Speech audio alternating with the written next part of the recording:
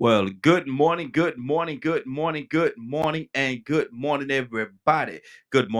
Welcome to another episode of The Morning Glow. Welcome to another episode of The Morning Glow. Got a great broadcast lineup for you this morning. And before we get started, before we get into this conversation we're going to have today, I want to say good morning to Kurt. Good morning, Kurt. Captain Curtis, how you doing, sir? Morning, brother. Morning, big brother. Morning. Hey, man. Hey, doing good, man. We got a topic today we're gonna talk about, man. But before we get into the topic, brother, is there anything on your heart you want to say before we get started into the conversation? No, not really, man. Just God bless the people and God keep the people. Mm-hmm. Keep His watchful hand over all of us, believers and non-believers. I don't have much to say, brother. I'm a man of many words. I'm a man of many thoughts and few words. Mm-hmm. First thing in the morning. Good deal. Good deal. And we got a topic we're gonna tackle this morning, Kurt. We got a topic we're gonna talk.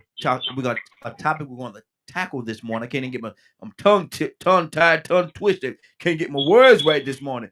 But what we're gonna talk about today, and it's a very common question, but a lot of time people don't go into it and delve into it and really deal with it for what it is.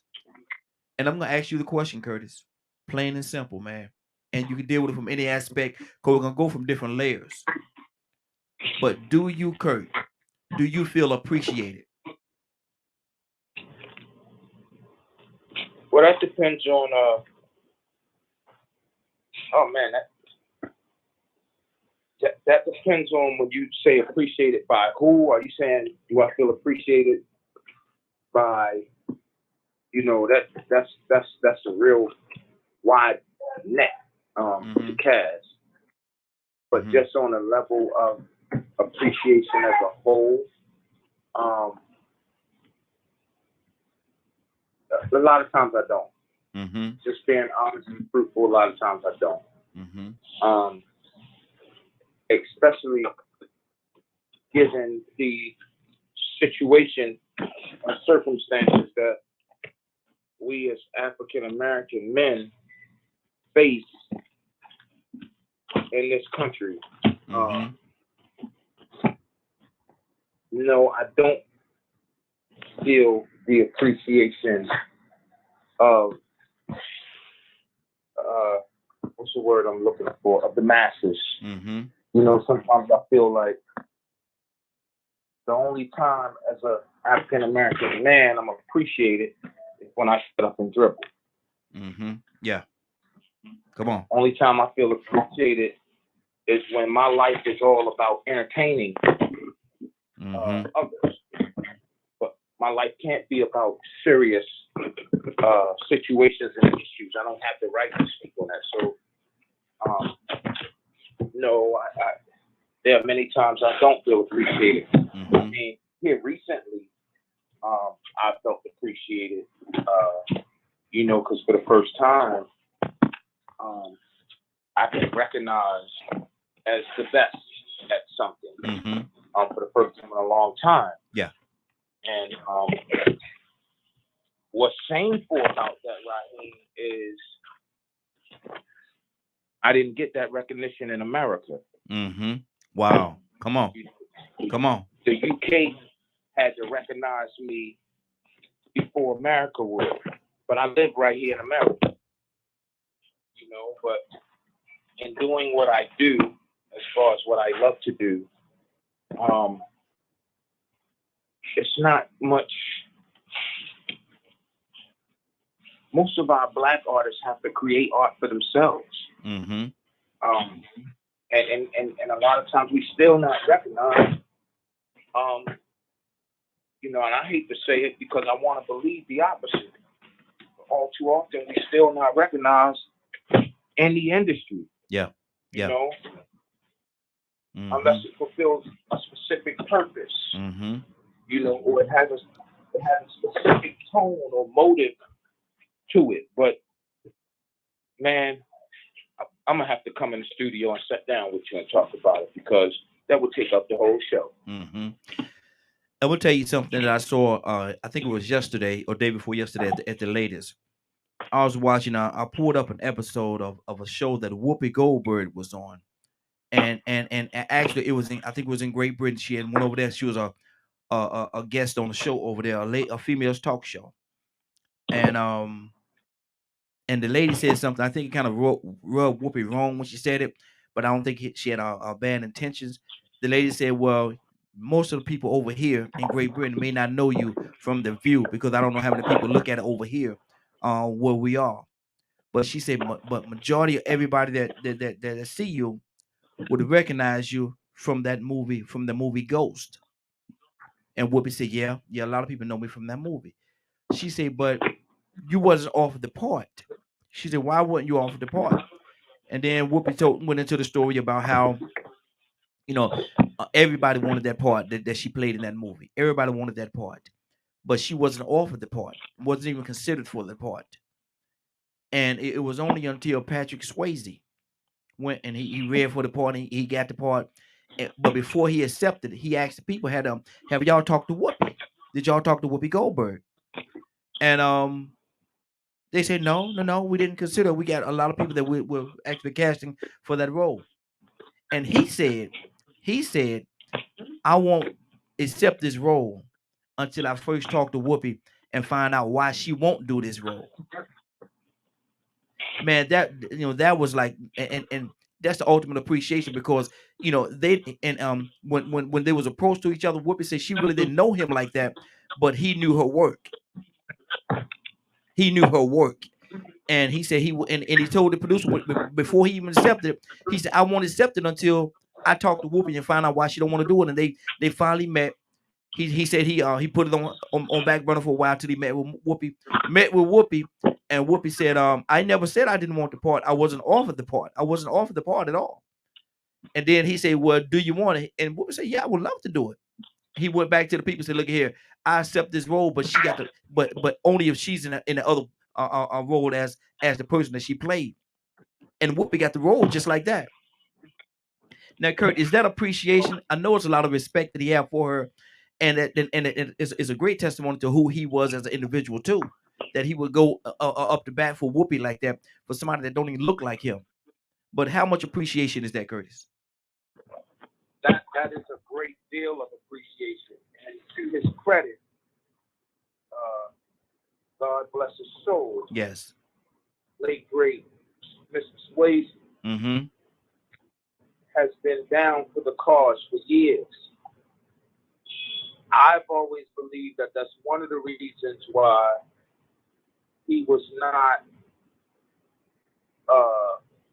cast in a lot of films, because he was not one to perpetuate the ignorance of America. Mm-hmm. I remember Brother Swayze, this man with all this money. I remember when he bought the property in Ridgeway, South Carolina. Mm-hmm. Little small town called Ridgeway, South Carolina. Yes, sir. With a large African American population. He bought the property and was actually moving to set up a community, a horse, a community of horse lovers and stuff like that.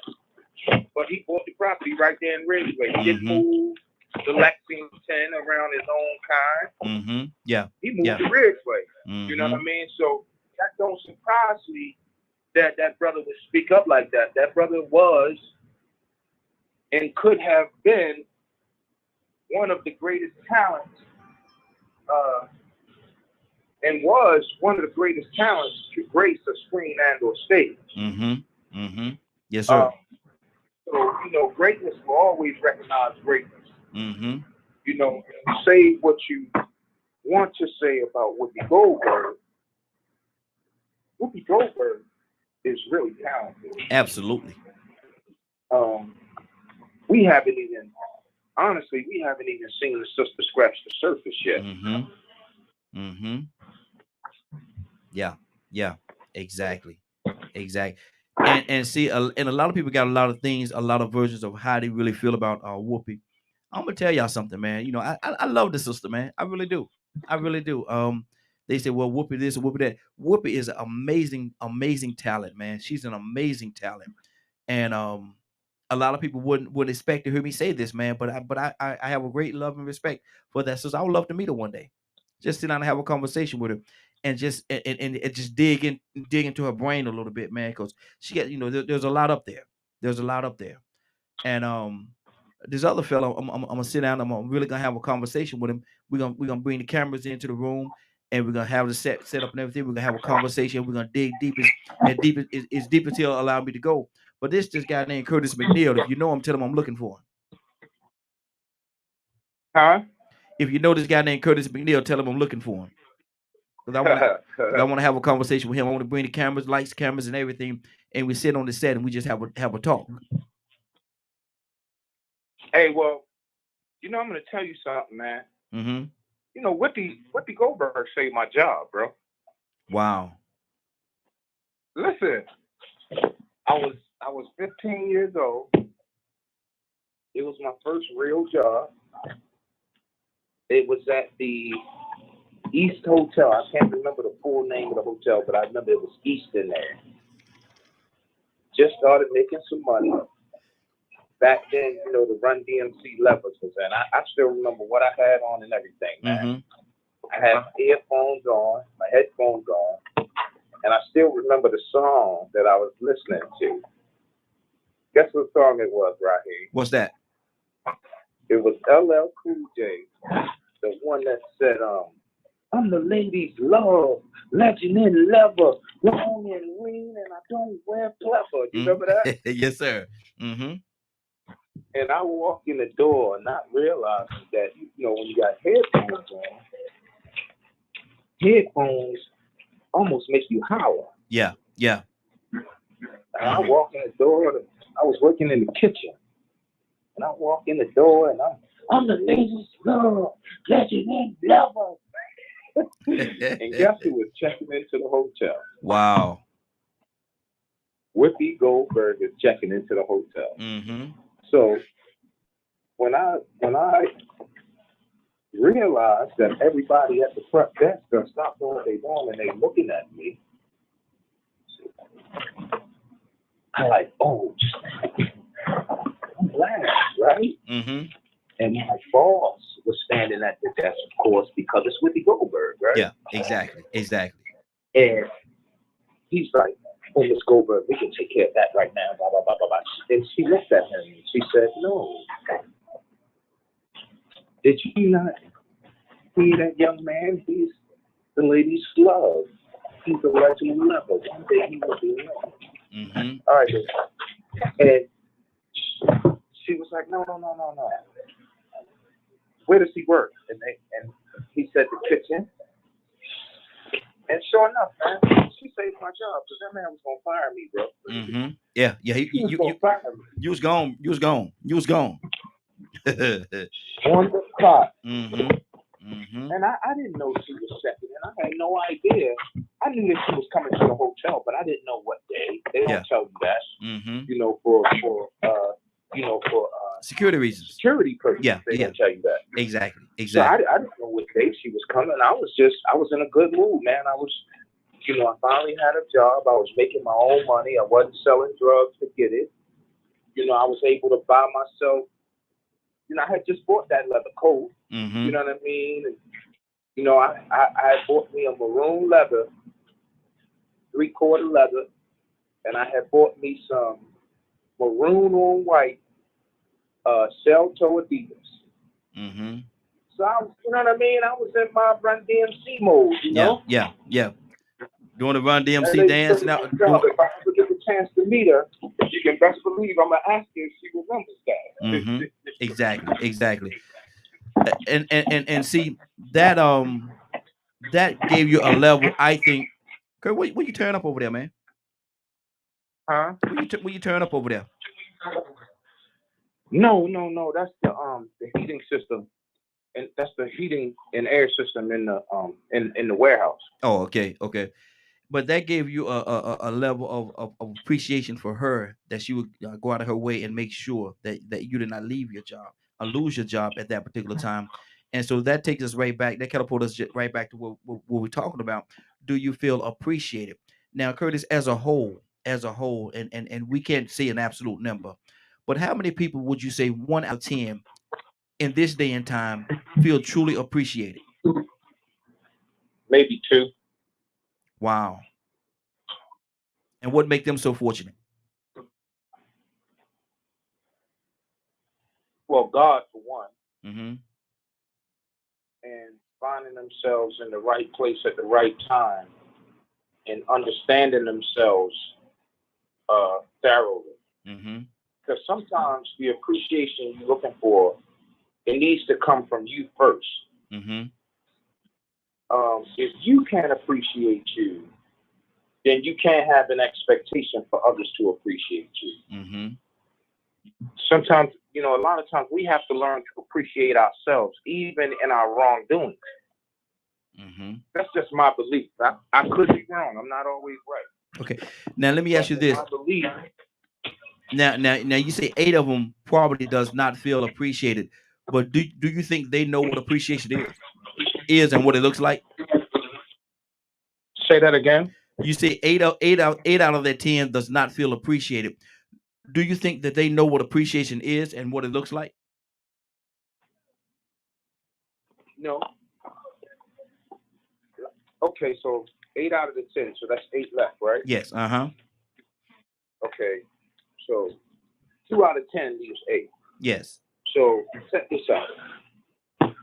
Out of that 8, I would just guesstimate and say that 6 out of that 8 actually don't even know what it looked like, but just know that they want it. Mm-hmm. Mm-hmm. Right? Yeah. 6 out of 8 are actually 6 out of that 8 are actually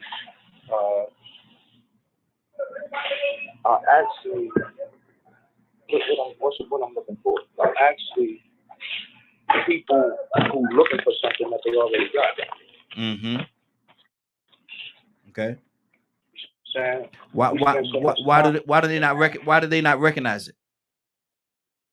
Because we spend so much time looking at what we ain't got that we never even acknowledge what we do have. Mm-hmm. Okay. Okay. That's good. That's good. A lot of people looking at the wrong stuff, bro. Mm-hmm. Mm-hmm. 678-381-1973. 678-381-1973.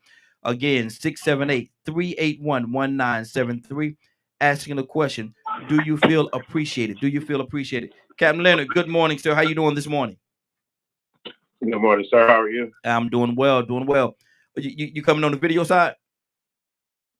Hell, dog. Look, some technical difficulties. Oh, okay. Got you. We're asking the question, Leonard, and I want to hear your heart on this. And we're not going to necessarily personalize it. We're going to talk as a whole. Do you think most people, and let me give you the number I gave Kurt, out of 10 people, how many of those 10 people do you think really feel appreciated? And our topic is, do you feel appreciated?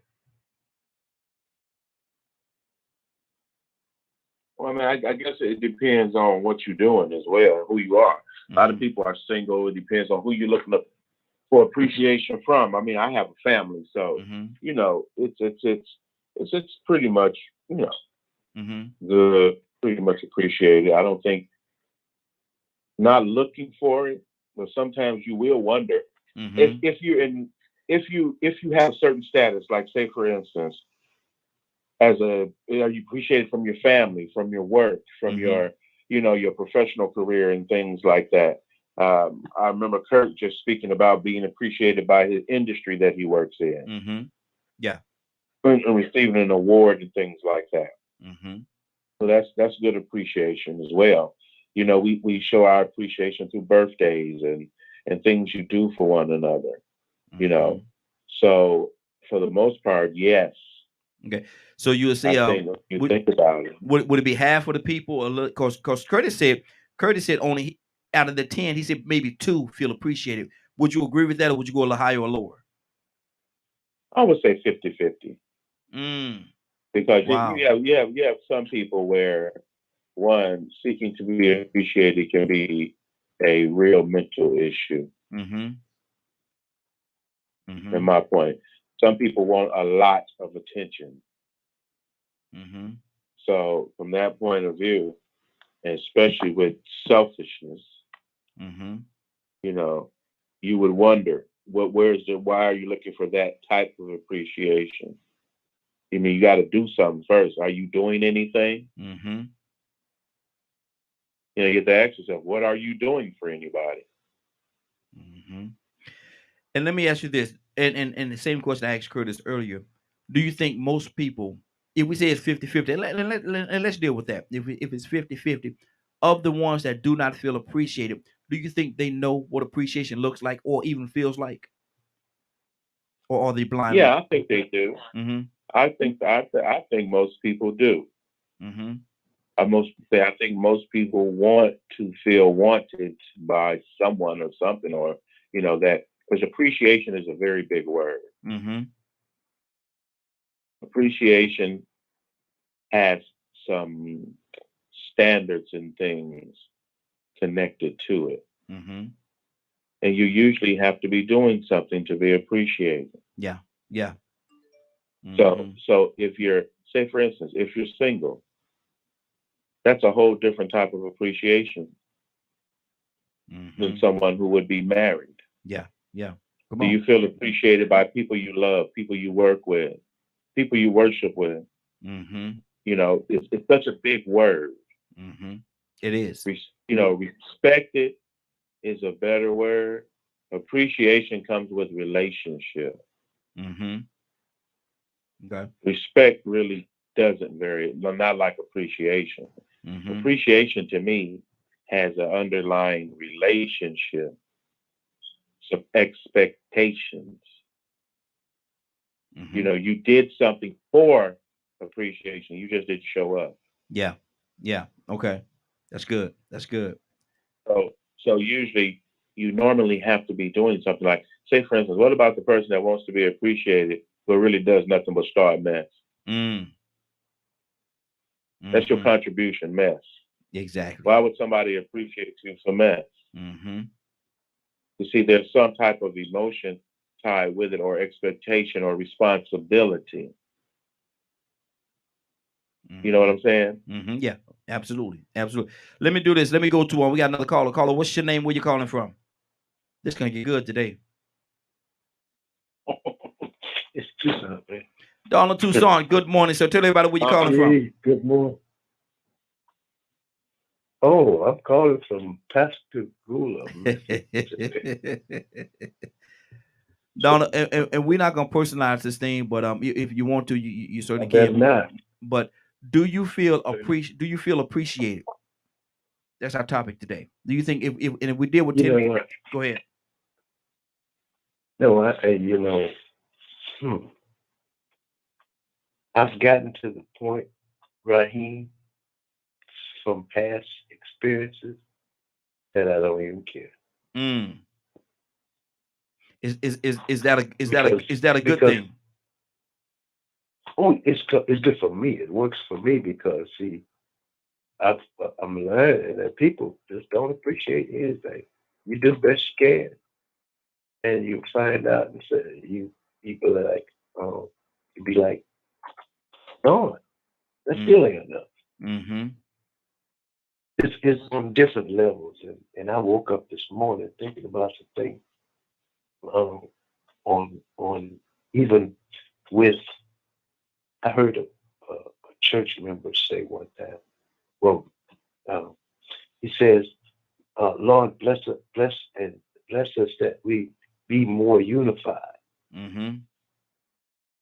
And you would think that after getting one leader to another leader to another leader, they would be that would unify them. Mm-hmm.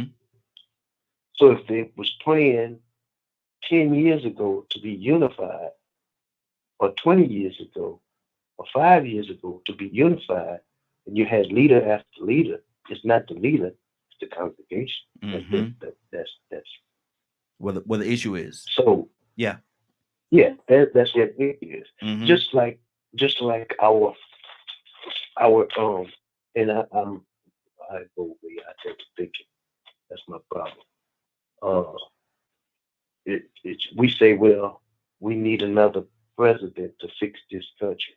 This country can't be fixed Mm-hmm. because we don't appreciate nothing. We don't appreciate each other. Come on. We don't appreciate each other. I mean, we talk about okay, we've been trying to get together as a people Hey, Donald, let me ask you before this. Martin Luther. Let me ask you He this. dead and gone, and we ain't appreciate nothing he did. Exactly. Let me ask you this, Donald. If you give somebody $100, if you walk up to somebody just out the kindness of your heart, you give them $100. Reach in your pocket here. Here's $100. Do you think they'll look at the money that you pulled that $100 from and say, man, you could have gave me 200? That's what they're gonna do. That's exactly what we're gonna do. That's all you got. You can do more than that. You can do better than that. I know you got it more. I know you got more than that. Mm-hmm. I'm saying like, I don't know if I did tell y'all share this with you. They had a guy homeless. I thought he was homeless. Was walking in the store, and he said, "Man, buy me a soda." Yeah. So I'm thinking to myself, I'm gonna go into the store and I'm gonna buy a soda for him Mm-hmm. because I'm trying to help him, Yeah. And I go out to the store, buy me a soda, buy him a soda, and I hand it to him. He said, "I don't want that. I want the money." Mm. So what you do, So I Donald? just Watch drank this, both of y'all. them. Watch it. What you say? What you do? I drank both of them right there in front of me. I went on about my business. Curtis, what But do some you? people, Go ahead, Donald. I'm sorry. Finish your thought, brother. some people you just can't please. Yeah. What do Exactly. we want? Mm-hmm. Curtis, what do you say to that, brother? And it goes down to appreciation, man. If you reach into your pocket, pull out your money, and out of your money, you count out $100 or find $100 bill and you give it to somebody, and they say, "Man, look here, all that money, man. That's all you gonna give me." Curtis, what's the appreciation, brother? Well, I'm gonna keep it honest with you. I can't answer that because that ain't never happened to me. I've done that before, and that ain't never happened to me. Ever. Okay. Ever. And when I say ever, I mean ever. I am a passive aggressive guy, but most people can look at me and tell that you better not come out your mouth at me and say no, man, you great make me cuss on international radio. Yes, sir. Man. But you know what? I do want to expand on something real quick. L Dog, that's why that's my man. He said something that really, really, that people really, really should have caught when he said it. Because he said something that is so pertinent and so informative that folks need to understand, bro. He said something about attention. See, it's a difference in feeling unappreciated or just wanting some attention. You know what I'm saying? And a lot of folks who use the terminology that I feel unappreciated, but in reality, all they really want is some attention. Because in order to feel unappreciated, one must understand that you must give it to truly understand how it feels and how it can change and alter a given situation and circumstance. So what he said was so true from a behavioral standpoint. We see it all the time. You have kids who will say that you don't appreciate what I do, but in reality, when you get to the root cause and when you get to the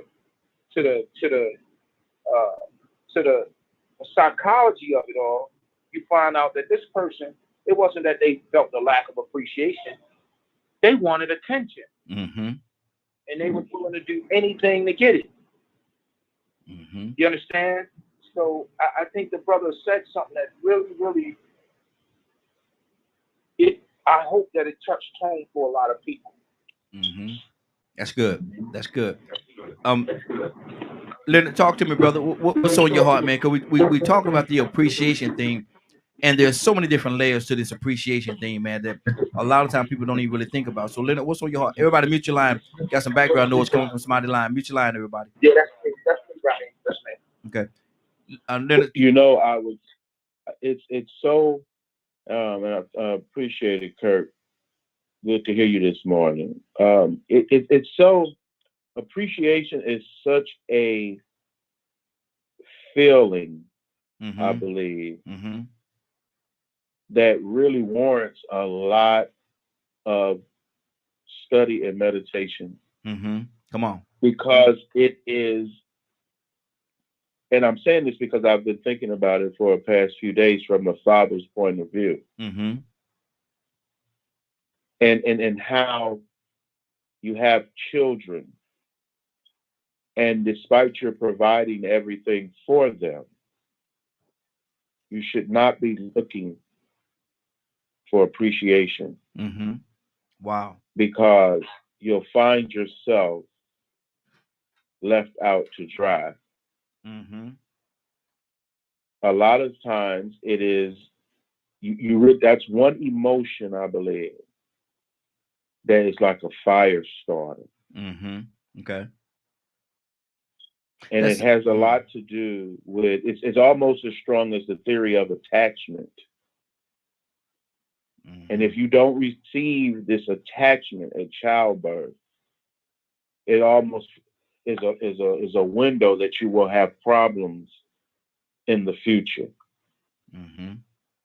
Because you will begin to resent things.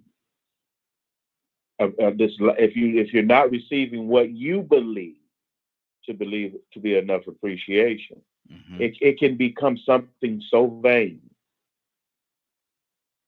And just to use it for instance, all God wants from you, because that's another miseducated point in the Christian church. God is the one that will get real funny at you if you don't show him some love. Come on. You understand what I'm saying? This is almost the foundation of, man, do you say it like, imagine what you've read about God. If you read it, he just wants to be loved and appreciated. Think about that concept. And in your reading, if you compare it, that emotion that you just meant about appreciation, this is basically what you are doing in this act that we call almost worship. Being thankful. Is to show your Creator that you appreciate him. Yes. Come on. So this particular emotion is tied into this complex, almost what some people call like a God complex.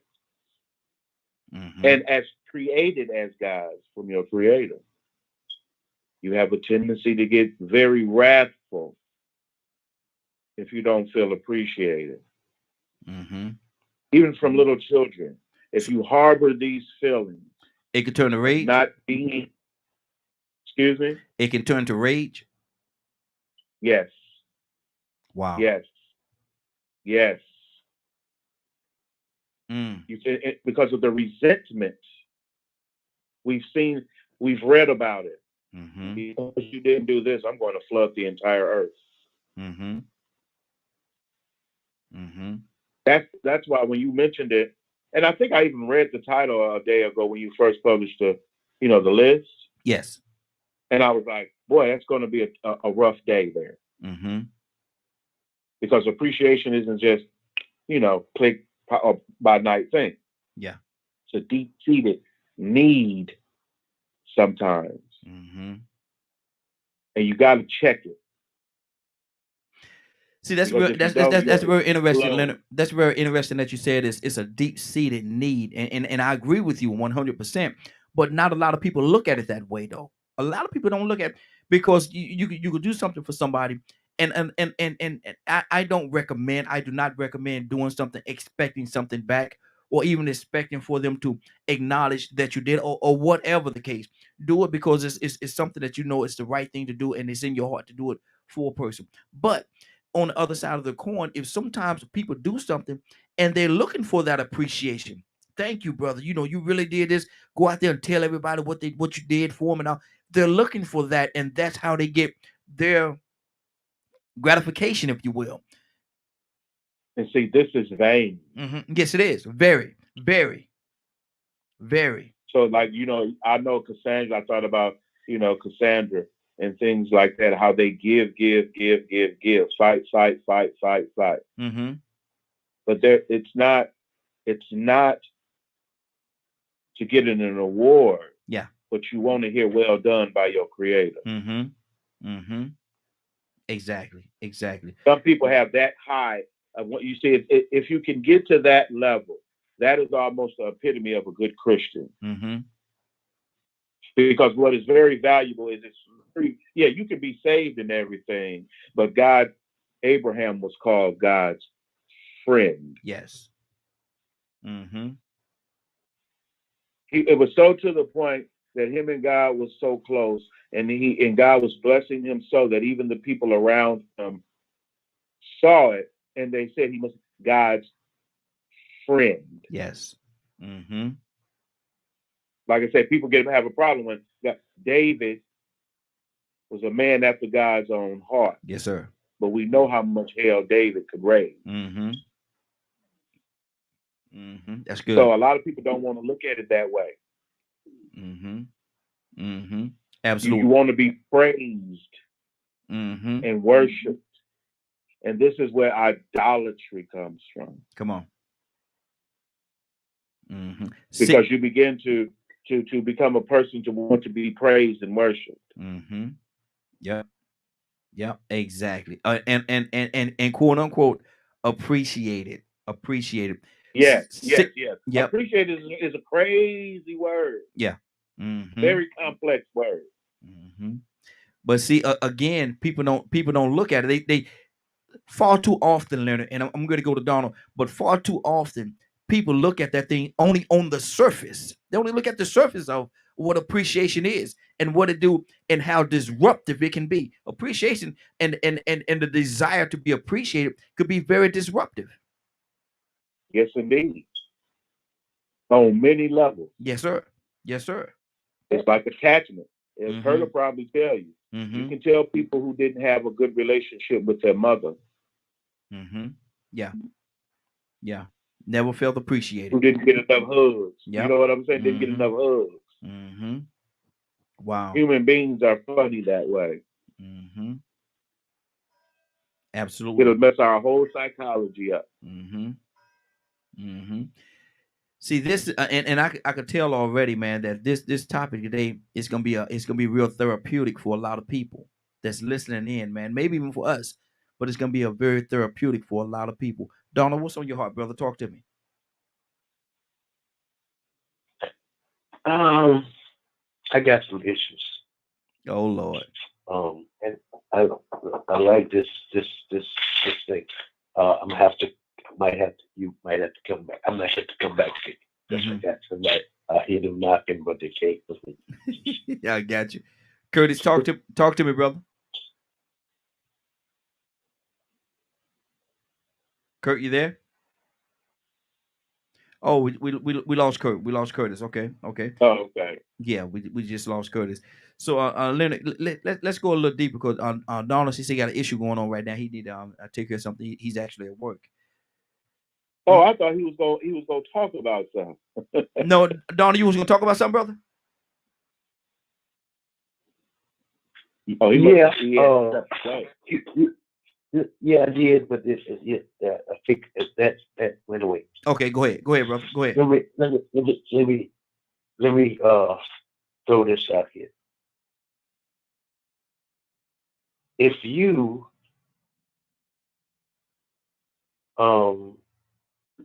let's just use this for example. If you have a spouse, significant other, whatever it is, and you continue to open the door for them, and they never say thank you. Mm. Or you just I like this panel because we have different levels of thinking, and it has been said that some are just looking for attention. I have to admit something. Mm-hmm. I gave somebody years ago. I was coming up years ago. I gave a little Caucasian guy the best customer that he could ever get Mm-hmm. because I opened the door for him. He was a delivery pizza, Okay. and I opened the door for him, Mm-hmm. and he just walked in and didn't say a word. Little young Caucasian guy. And before I could realize it, I said, "You black?" Wow. Oh, so and so. Mm-hmm. And he looked at me like, so I don't think I was doing that for attention. I was just doing it out of kind of my heart. But the thing was, out of appreciation for opening the door, you could have said thank Mm-hmm. Yeah. Yeah. you. Some of us are But Donald, doing something but hold on. right now Let and me been ask doing it for years for let, our children. You let, go ahead. let me ask you something, and I know this is probably where you're going with this. I want to, but my thing is this right here. Did you do it because it was the right thing to do, because you cared enough to do it, or did you do it looking for appreciation and acknowledgement of the fact that you did it? Well, he had his hands full. Mm-hmm. He couldn't open the door. Yeah. I was at the door. So So I could care less. I didn't know him from yeah. Adam's cat. Mm-hmm. But we do things for people out of the kindness of our hearts or Mm-hmm. whatever reason. But you could at least show gratitude. Here's the thing, and we talk about even God, how He does for us, been doing for us for years. He fixed it. I'm glad He fixed it before the foundation of the world because we don't appreciate the lamb that was slain yet. Mm-hmm. Look at the children of Israel. Mm-hmm. And I know God has him. He wants worship, praise. He deserves it. But it took 42 generations for him to complete the process of what he's doing for mankind. He picked out a people. He had a friend called Abram. He Mm-hmm. picked him out, told him, get away from your family, did this and that, and that. He said, this is what I'm going to do and how I'm going to do it. I'm going to bless your seed. He says, look, I'm going to bring them into bondage. I'm going to take them out. He tells them all of that. Mm-hmm. These folks, these ungrateful, stiff-necked people, Okay. and I got to be careful with that. He chose them. Mm-hmm. They cried out. Can you imagine crying out for 400 plus years? Mm-hmm. And finally, he delivers you, brings you out with a mighty hand, brings you from with substance that they give you. Mm-hmm. Your taskmasters gave you on your way out. You get to a point and you start talking about cucumbers and watermelons, and we should have died in Egypt. Mm. No appreciation. You make the preacher so mad he call you a bunch of rebels. That's why he didn't get in the promised land. Mm-hmm. Mm. I'm just saying. Yeah. We do.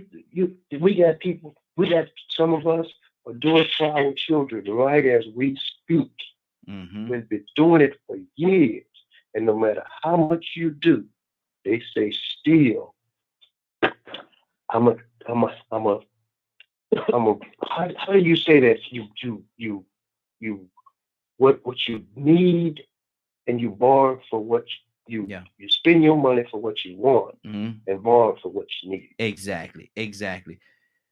I'm gonna tell y'all something. I'm gonna be a little transparent. Here go the testimony service on Donna. Testimony service is coming up. I always had an issue if I'm in a relationship and something is supposed to be done. See, and I'm just gonna throw see the trash. The trash is building up, and I go. I'm at my girl's house, and I go and I take the trash, put them there together, take it outside, put it in the trash can, come back in, put a liner in the trash can, and wash my hands, go and sit back down. And she come in the room and use and say something like, well, I took your trash out, your trash was kind of high, so I took it out. And my issue has always been, well, you supposed to, you the man, you supposed to. I don't know why that gets on my nerves so much, but it does. Leonard, what do you say to that? You supposed to do it. You the man. You supposed to do it. What do you mean? I'm supposed to do it? That's your trash. You know what I mean? But it and that has all and that's just an example. But that has always irked the mess out of me, man. It for whatever reason, and I could be totally wrong in that, but it does. What do you say to that? I don't think it's a wrong issue, Mm-hmm. but I would examine why you did it. Mm-hmm. Okay. Did you do it because you don't like seeing trash or it needed to be taken out? Mm-hmm. Or did you do it so she could pet the back of your neck? That's good. That's good. That's good. The And appreciation is a bigger word, especially in English, mm-hmm. Mm-hmm. because we say appreciate. You can have an appreciation for something, but that's you recognizing what it takes to do it, the value in it. You could like say, for instance, a value increase, or Mm-hmm. you respect the person's body of work, Mm-hmm. and although I can appreciate how you feel, Mm-hmm. thus this, that, and whatever, or things appreciate in value. Or Mm-hmm. sometimes appreciation, like Donald said, that was the next place I was going with it, with gratitude. Mm-hmm. It's at to examine why we're doing things, and I believe there's several verses that deal with it, and like even giving to the poor and things. Mm-hmm. There are some religions that are completely have a principle of giving alms in secret, Mm-hmm. and it's for this very reason. Mm-hmm. It's because what you give should be directly from your heart, seeking no attention or anything, Yes. Yes. but simply to minister to a particular situation. Mm-hmm. So That's why you it give could the be alms better. in secret. And that's what I was about to go. So it could be better, even in that situation right there that I referred to as with the trash, not to say a thing. Right, right. Because one, like say for instance, the reason people will say, you and your wife don't argue and this, that, and the other, is because one, I never ask her to do anything I won't do. Mm-hmm. Mm-hmm. I never ask her to do anything I see I can do myself. Mm-hmm. So we're not going to have an argument about dishes. Mm-hmm. We're not going to have an argument about pretty much of anything. Mm-hmm. Because if you see something, you should do something. Exactly. So you didn't take the trash. Why did you take the trash out? And see, and I don't think with me it wasn't that I wanted to do this or expect anything, or maybe not even that pat on the back of the neck. It's just that the trash was there, and I saw that there was a need. But at the same time, now we're back to where we started. Why does one have to feel appreciated when they do something that they want to do or that they feel as though they're helping? It's because of that thing that you said, that desire to be appreciated. Right. Mm-hmm. And so you have to make sure that don't get out of check, because sometimes you want too much. Mm-hmm. And say sometimes you want more than a person has. Mm-hmm. Or is thank you really enough? Mm-hmm. What are you collecting these thank yous for? Exactly. Gotta look. Gotta What look. are you collecting these praises for? Mm-hmm. Mm-hmm. You know, see how complex it is? If you read your word, this is what this means when God creates you in his likeness and his image. Because there's a lot of things that you want and desire, your creator wants and desires as well. Yes, sir. Yes, sir. Yes, sir. And so when you look at it that way, you have to understand that's when you'll realize you don't fall short. You'll realize all the wrong you've done. You'll realize so much once you begin to appreciate your God. Absolutely. Absolutely. 678-381-1973. 678-381-1973. Give us a call. The phone lines are open. Badger, I see you comment, brother. You supposed to be calling in, Badger. You don't supposed to be commenting, brother. You're supposed to be calling in. 678-381-1973. And where my ladies at? I spoke her up. The ladies coming in. The whole conversation about to get gooder. It's about to get gooder. Is that a word, Leonard? Gooder?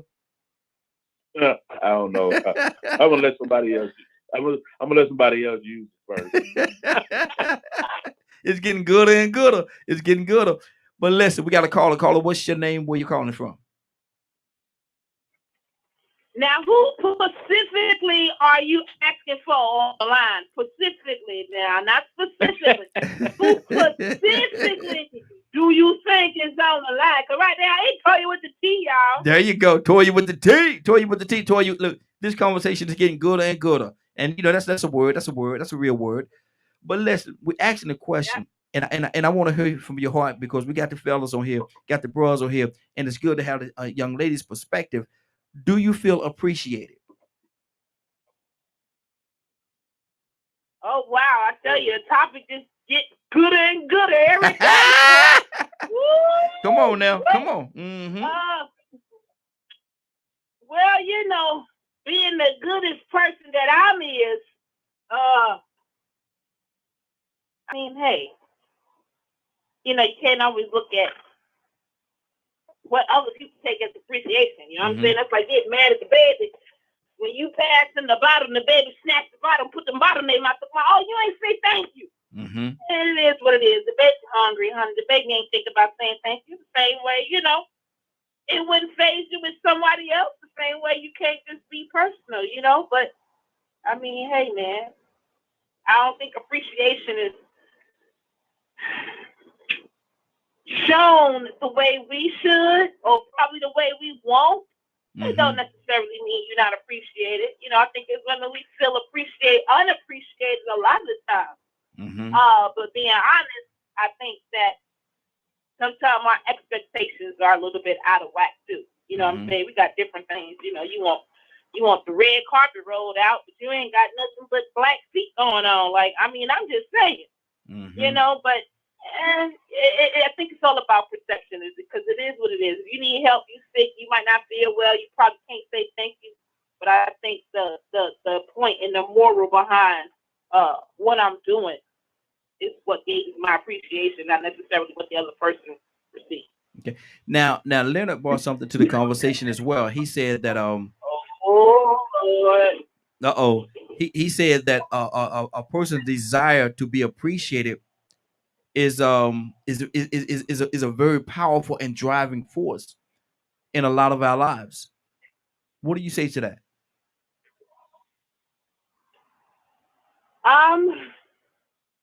I think so, yeah. I say 90%. You know, some people gonna do good just because that's just who they are. You know what I'm saying?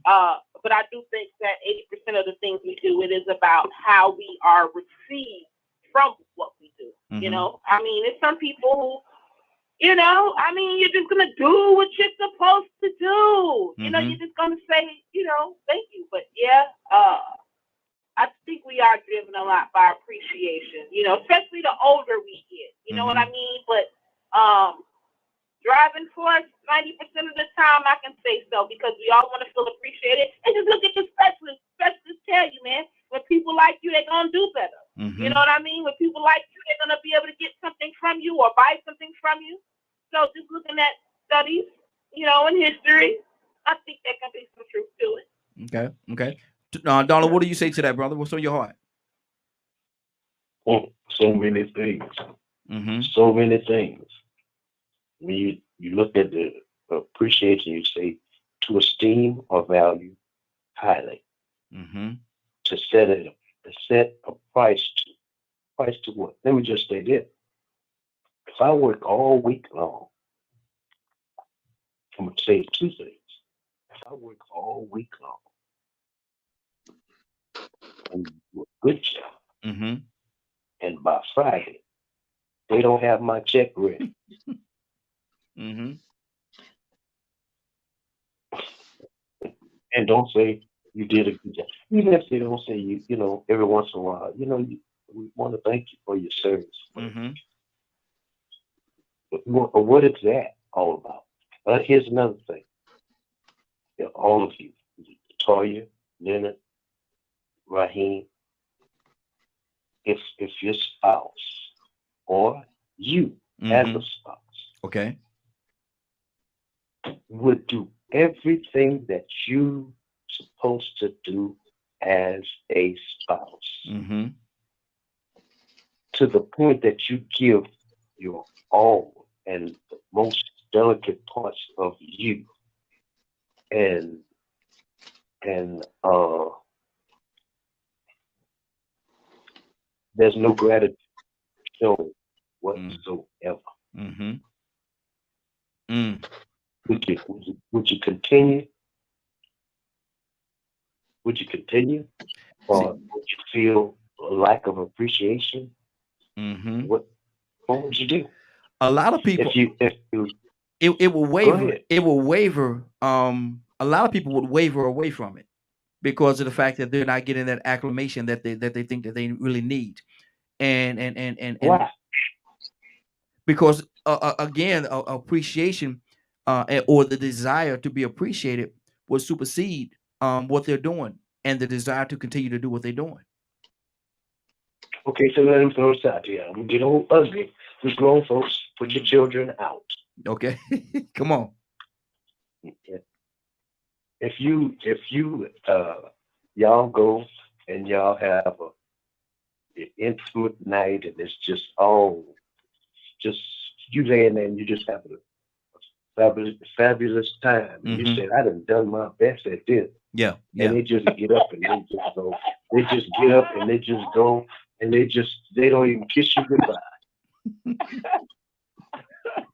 Rico, where your brother? That? Rico, where your brother going right now? Where your brother going, Rico?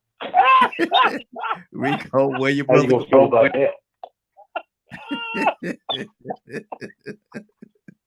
You might feel some kind of way, brother. You might feel some kind of way, you know, and it won't be a pleasant way to feel. It really won't. Rico, good morning, sir. How you doing this morning? Man, grand rising to you, brother. How you doing, man? How's everybody doing this morning? Hey, doing good, man. We're talking about All right. do you feel appreciated? Do you feel appreciated? What do you say to that, Rico? Do most people feel appreciated? It depends on what the situation is. Mm-hmm. You know, appreciation can be looked at in many different ways. You know, I put it to you this way. Most times I'm doing things out of the kindness of my heart or because it needs to be done. Mm-hmm. Just has to be done. It's an obligation. Or it might not even be an obligation, but why not do it, you know? But then when somebody comes to you and you go out of your way mm-hmm. to make an effort to do something that you didn't have an interest in, you would like to see a little appreciation. Okay. Yeah, you know, and it's only honorable for them to do that. You know, if I go out of my way and accomplish a goal for you that wasn't anything that I thought of on my own, mm-hmm. and this is something that you asked of me, yeah, I do expect you to appreciate that. You know, that's only out of respect. Exactly. I put something out there on the table earlier, and I want to hear your horn on it. You out and about. You're out and about, and you see somebody out, maybe homeless or whatever the case, and you walk over to them, and out of the kindness of your heart, Rico, you reach into your pocket, you pull out your money, and you peel out $100 bill or 20s or whatever it is, and you give them $100. And they look at your money and say, "Man, all that money, man, that's all you're gonna give me." What would you do at that situation? At that moment, what would your reaction be? I wouldn't give them nothing then. Mm-hmm. I wouldn't give them nothing then because I know, me personally, I know whoever that person is. Okay, any person in that situation where they asking for money, panhandling, they ain't gonna care what you give them. They just want to know that you're gonna give them something. Yeah. But if they out there tricking you, ripping you off, then yeah, they watching your pockets. They trying to pressure you into giving more. It's like, you know, a person is out there really struggling and looking for a handout. Don't expect everybody to give them a handout because they already know. You know what I'm saying? It's 50-50. It might not even be 50-50 that I'm gonna get this compassion. But if you are the person that does extend or recognize my situation, recognize that person or that homeless person, you can look in their eyes and see their pain and their despair, and you go and offer that help. You know, yeah, I'm gonna appreciate that because it was probably 1,000 people before you walked by. Yeah. And they didn't care nothing about me or my child sitting there. So, but now don't get me wrong, you might not even get a thank you, but 9 times out of 10 you will when they really are in despair. So you know, in that situation, no, I wouldn't have gave them the money because you know, at the same time that there are con artists out there. You know, there's people out there panhandling to rip people off. So the action is gonna be speak louder than the word. Appreciation, it ain't really hard. I'm gonna say gratefulness. You know, there's so many different words that you can relate to the same thing as appreciation, but they can, you can relate them, but at the same time, they can be different. So we got to make sure not to put them in the same category all the time. It depends on the situation. But me, honestly, I do something out of respect or out of kindness or respect for human life. If I jump in the swimming pool and save somebody, I don't expect the family members of those people to just come back and say every time they see me, oh, I appreciate what you did. I appreciate what you did. You know, I did it because it needed to be done. What would I look like saying, well, you know what? I regret doing that. You know, but I'm gonna be honest with you though. That was a family member that I actually done saved his life a couple of times, and in the process of doing that, it was other stuff he was doing back to me that wasn't showing the same type of love, you know. And I'm like, you know, well, okay, I don't know if you realize it or not, but I've been saving your life. And you still, you know, you still doing this little grimy, slimy stuff, man. You know, I'm sort of regretting, you know, maybe the next time I ought to just let you lay. But then, you know, what happened was I still end up saving that person's life again. Because it was the right thing to do, you know. So when you're doing it because it's the right thing to do, you shouldn't expect no appreciation. You're gonna do it because your heart won't allow you to let the negative things play out. Exactly. Toussaint, what's on your heart? And we got a caller. We're gonna come to you in 1 second, caller. Toussaint, what's on your heart, brother? Okay, here's a drowning person, and you barely can swim. You dive in that water, and the adrenaline kick in because you just trying to do the right thing. And you dive in that water, you struggle trying to bring him back to safety. And you go in, and you get in the water, you bring him back to land, and he just get up and walk away. How you gonna feel?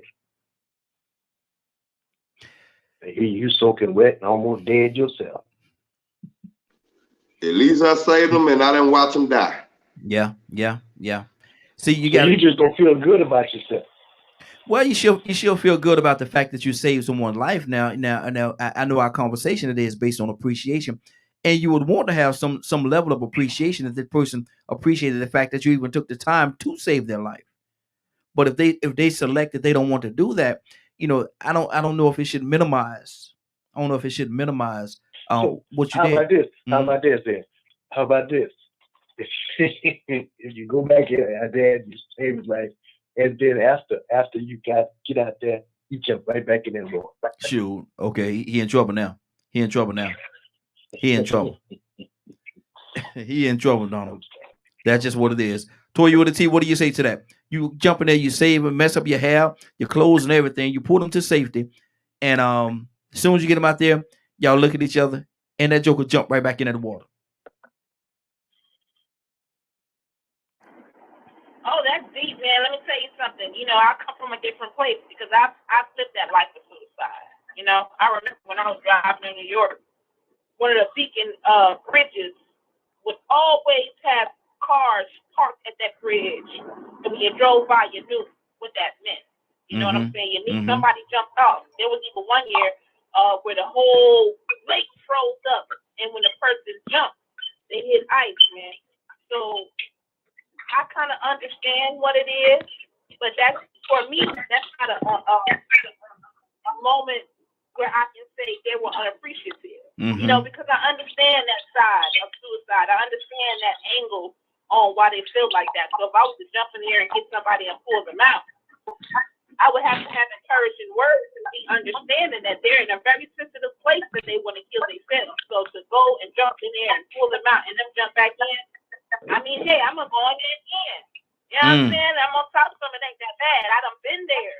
You know what I'm saying? It's not worth it. You know what I'm saying? And if you got another opportunity, you know, let me show you. You know, and I've had a lot of people to get in my vehicle that talk about their loved ones that are no longer here. And I try to explain to them, listen, babe, I've been there, I've done that. It's really not about anybody else other than the deception in our own mind. You know what I'm saying? So I think certain things, it's not about appreciation. You know what I'm saying? It is what it is. If I jump in there and pull you out, you know what I'm saying, that you want to go back in.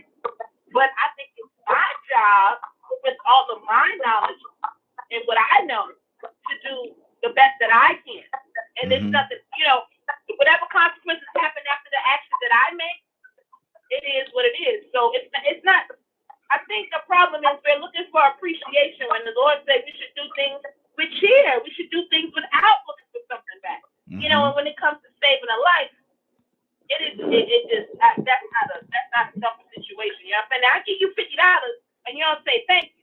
Or if you're that homeless person and you say, oh, I'm hungry, and I say, here's some food, you say, I don't want that, I don't want the money. Then I'm going to feel like you're ungrateful. But there's just certain circumstances and scenarios that it's not about selfishness. It's my duty to save your life. Good deal. Now we got quite a few callers that just called in, so I'm gonna touch each and every one of you. I'm gonna go in the order of which you called in. So right now I'm gonna go to the 903 area code. 903 area code. What's your name? Where you calling from? It's best. Say it again. Hey, your phone is acting up on me just a little bit. Say something else. Hey, something else. Okay, there you go. There you go. Now who am I speaking to? It's Badger. Hey, Badger, how you doing, man?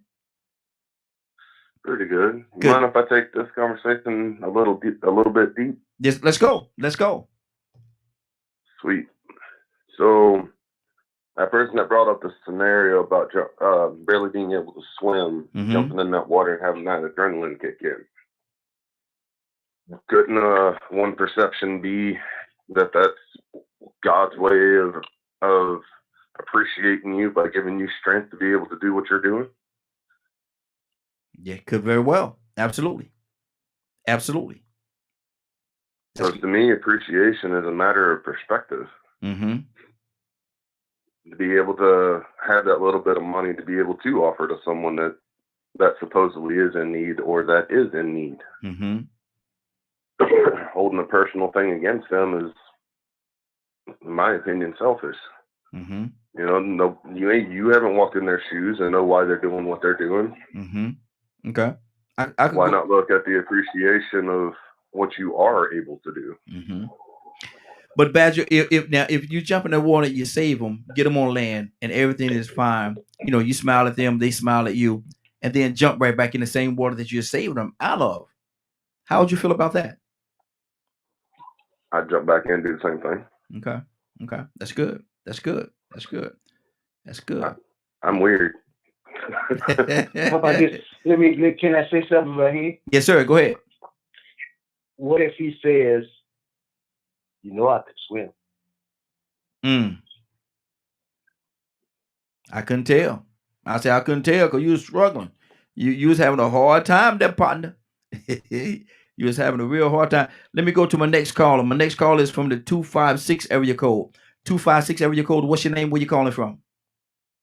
Hey, good morning. This is Cedric Wright, better known as the Cheese Man.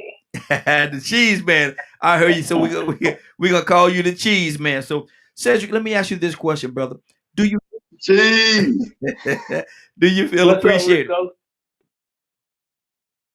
It depends on what the situation is. You know, something that Rico touched on, appreciation and gratitude. You know, it goes hand in hand to me because I dated this female at one point in my life, and she like Victoria's Secret, you know, the lotion and the mist and all that other stuff. So when it came to holidays, I would check, you know, when I go over and spend time with her, I would check in the bathroom. You know, I would see her little spray and stuff when it get low. So I would always get that for her. And at one point it came to a time to where she was like, that's all you buy me. You don't think of nothing else. You can't think outside the box. Wow. First of all, I don't even have to buy this for you. I like it because the way that it smells on you, you know, because I like for a woman to smell good. Yeah. And I bought this for you. You see what I'm saying? So be appreciative or grateful that I even thought about you, because my thing is I didn't even have to do that. Even though we had been dating for a little while, but you know, it like I said, depends on the situation. Some people feel like once we start dating for a while, I guess she felt entitled to something else. So that's my thing on it. And as far as the situation about the people that need money and you handing money out, and if it's on your heart to do it, regardless to what they say, thank you or not, I mean, it was on your heart to get to them. So just go on with your life. That's how I feel about it. Okay. So it doesn't matter whether they I have been in situations where I have gave, and you know, seeing people out here need something to eat or whatever. I go buy them a cup of coffee and a biscuit, or you know, shoot $5-10 because I had it on me at the time. So whether they say thank you or not, I mean, it really doesn't matter to me, because I know, you know, I've done something to help the situation. Yeah. So some people, you know, have to have that. I don't, because if I gave it, I gave it. That's just how I am. That's good. It really don't bother me if you say thank you or no thank you or none of that. That's because good. If I see you standing out there holding a sign, or you looking like you haven't had nothing to eat or whatever, and I give it to you, what you do, if I just, let's say, I have some friends like, nah, they ain't gonna go do nothing but just drink it up or smoke it up or whatever. Well, that's their business. It was on my heart to give. Yeah. And I done what I felt like I needed to do. And after that, if they don't say thank you or whatever, that's on them. That's on them. Absolutely. Jeez, man, hold on. Let me go. I got another caller from the 803 area code. 803 area code. What's your name? Where you calling from? Good morning. This is Sherelle. Hey, Sherelle, how you doing? I'm wonderful. Sherelle, I got to ask you a question. Do you feel appreciated? In what way? I mean, in what way are you talking about? Well, I came in late, so in what way? No, I'm actually leaving it open for, you know, for you to go where you want to go with it. So with that being said, do you feel appreciated? Or better yet, I also asked the question, if you ask 10 people, how many of those 10 people do you think will feel appreciated? So you can answer from any angle. I feel appreciated. I do feel appreciated. It all depends on, I can't, when it comes to asking 10 people, everybody, those 10 people might be different. So somebody might say no. But I would have to ask them why, you know, to understand their point of view. But do I feel appreciated? Absolutely. Okay. Toya, do you think most people know what appreciation looks like?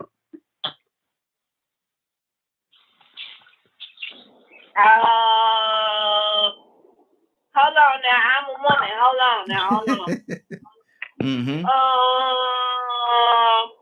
I don't think I show it as well as I should have, because, you know, the world revolves around us girls, us women. You know, it just goes our way. It ain't that, you know, we're going to have problems. You're going to have real bad days that don't go our way. But no, I don't think we show it well. I think we know. I just don't think that we show it the way we're supposed to. And again, like I said, I'm a female. You know, when we're raised, when you guys raise us, y'all raised to be catered to. Okay? So now my dad done spoiled me. He done made sure I got everything I need. So the next man that comes, he got to be able to hold that down. And if he don't, he can probably feel unappreciated because I'm used to being treated certain kind of way from how my daddy. You know what I'm saying? And if you can't keep it up like my daddy, then you might be getting called all kind of sorry folk and you ain't this and you ain't that, and your effort will go unnoticed. You know what I'm saying? So, but isn't that feeding that unappreciation that you were just talking about? Isn't that feeding that?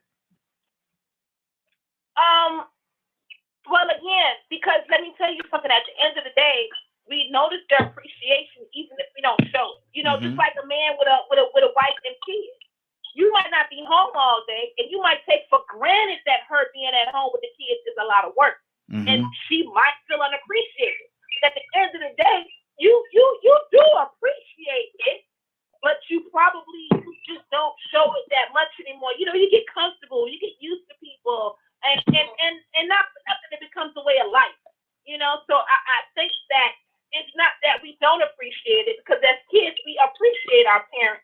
But sometimes you just get so comfortable and so set in a certain way, certain lifestyle, you just never really, I don't think you just communicate it anymore. And I think sometimes you get numb to thank you. You know, you get numb to, y'all, it's all right, don't worry about it. Oh, it's okay, they don't need to thank me. And then when people don't thank you no more, it's like, hey, they need to say thank you. You know what I'm saying? Yeah, So I really think it's all about mindset, man. You know, one thing that I got from my dad and the Lord is that my job is to serve. As long as I just make sure I focus on serving the Lord and whoever that may include, my appreciation will not only come, it ain't about men, it's going to come from the Lord, but somebody's going to make sure that I get that back. Exactly. Leonard, what's on your heart, brother? It's good to listen to it because, you know, when people expound on, like I said, one, you know, I like gratitude better. You know, when I'm because one, you show gratitude, and you know, then you mix a little courtesy in there with that. But gratitude, and one thing that my mother used to harp on is she didn't care for ungrateful people. That was one of the things that was very big on her list, is that you should be grateful that anyone does anything for you. And to be ungrateful almost was like a sin to my mother. Yeah. I mean, she wasn't a really angry person, but she would definitely comment about being ungrateful as we were kids. Yeah. Don't be ungrateful. Exactly. That's ugly. Don't be ungrateful. So it wasn't necessarily about appreciation. It was about being grateful if anyone or anything or anybody does anything for you. Yeah. Be grateful for that. That's good. It don't matter what it is. If someone did something out of the kindness of their heart, the least you can do is be grateful. That's the least you can do. Yeah. Exactly. That's good. Rico, talk to me, bro. Man, this thing gonna come full circle, man. Cause Latoya and Leonard hit it dead on the head. I mean, they hit right on things I was gonna address. You know, I look at the instance of children with parents that really have the best parents you could think of. You know what I'm saying? Or maybe a spouse. You know, two people that are married. They may take each other for granted because they know there are certain responsibilities and things that you're supposed to automatically do because it's right when you're married. Certain things you're supposed to do for your children as parents, just automatically, and you may fulfill those obligations, you know. But it's up to the person that receives to understand what appreciation and gratitude is, not for the hero or the giver. You know, if a child looks at another family or look at a schoolmate and sees just how abusive the atmosphere is for their classmate, or how neglectful the household is. Maybe their classmates come to school funky and hair not done. I mean, just same clothes for 2 or 3 days in a row, sore. Then they can go home and understand why they appreciate the fact that their parents are doing what a parent is supposed to do. They won't take that for granted. And the same thing with a spouse. You know, a woman or a husband can have a friend that got a wife cheating on him and getting babies on him, and he's staying with her. Or the woman can have a friend that got a man beating on her, so she can come home then and say, you know what, man, my man ain't stingy. My man don't beat on me. But see, the person, you really can't do things looking for appreciation or recognition. See, that's when you're doing it for the blessing. You're doing it for the wrong reason. Like you pretty much being day all Friday after next. You're looking for action. Boom, wham, they go action. Yeah. So here it is. You're looking for a reason to always be recognized for being the good guy. Look at me, y'all. I'm always doing something good. Show me some appreciation. You ain't doing it because it needs to be done. You're looking for an opportunity so people can recognize you for always being the hero. I'm the favorite. You know, I got relatives like that. They want to be the favorite cousin, but they're going to pick and choose what they do because they want to respect or recognition from certain people. They won't do it for all the family members because these family members, it don't matter how they feel about it or not. But if these here got a certain standard in their eyes, man, call on me anytime you need something. I got you. Yeah. You know, so it's like kissing up, basically. As far as the person being the one that's doing it because it needs to be done, the person is jumping in there drowning. I like when Donna said that about the man going back in there. If I'm healthy enough, my wind is right, and I can go in there and say that person again, I will if I know that they're distraught. You know what I'm saying? But I ain't finna risk my life too many more times. You get what I'm saying? I mean, because I appreciate my gift of life too. Yeah, exactly. Let me go to Sherelle. Sherelle, let me ask you this question. Don, I'm gonna come to you. I want your definition as well. But what is appreciation? What if we had to put it into a ball and express to an alien from out of this country what appreciation is? Sherelle, how would you describe it? I would say it's being grateful for what you have, what's coming, and what came. You know what I'm saying? You being accepting what is, pretty much. Whether good or bad, sometimes you have to be appreciative of bad too. You know what I'm saying? Because it can help you grow and learn a lesson from something that maybe you didn't pay attention to or something like that. So I would say it's just being appreciative of all things. Okay. Donna, how would you describe it to this alien that came from out of this world, and he or she want to know what is appreciation? What is this thing y'all call appreciation? Donna, how would you describe it to him or her? To add value to worth. What's it worth? I would say that because when it's kind of like to give a service in which we are supposed to be service. But then if you serve and serve and serve and serve and serve and serve and give till you can't give no more, shouldn't that service have a value to it? What's it worth? So I don't know. That's the best I can do with it. Okay. Good deal. That's good. Let's go to Cheese Man. Cheese Man, how would you describe it? Well, to me, I think Sherelle, she hit the dead on the head. It's being grateful, knowing right from wrong, and I mean, just thankful. Yeah. Whether it be good or bad, because like she said, whether it's good or bad, you're gonna learn. You're gonna learn something out of it if you pay attention to it. You know, some of us, we keep going through the same thing and still don't learn that. Yeah. So, I mean, she hit the dead on the head for me. Good deal. We got a couple other callers just called in. We got one caller just called in, I think from the 816 area code. I think that's a call that just called in. Caller, what's your name? Where you calling from? Y'all need to know that 816 is K. K. Finance. What's going on, K? How you? Okay, we having a discussion this morning, and I want to know, we got another caller. I'm going to come to you next, so be on standby. We're definitely coming to you next. We asking the question: do you feel appreciated, and what is appreciation? I feel appreciated by God, and as long as I feel His appreciation, I think I'm gonna be all right with that, because it used to bother me. People don't appreciate you, but I realized that what I do, I don't do it for them no way. I do it because God placed me on this earth. He told us to have an unconditional love. Yeah. So I can't do nothing about the agape love that I have, because He put it in me. And He'll take care of those people that don't appreciate whatever I do and when I do it and how I do it. Okay. So I just do what God is leading and directing me to do. And I have learned in the last 2 years to don't worry about people that don't appreciate what God has got me doing. Okay. And I make sure I let them know God told me to do this. Absolutely. So you take it up with God if you don't appreciate them. I tell people, you have a problem with me, take it up with God. There you go. Because He directs my path.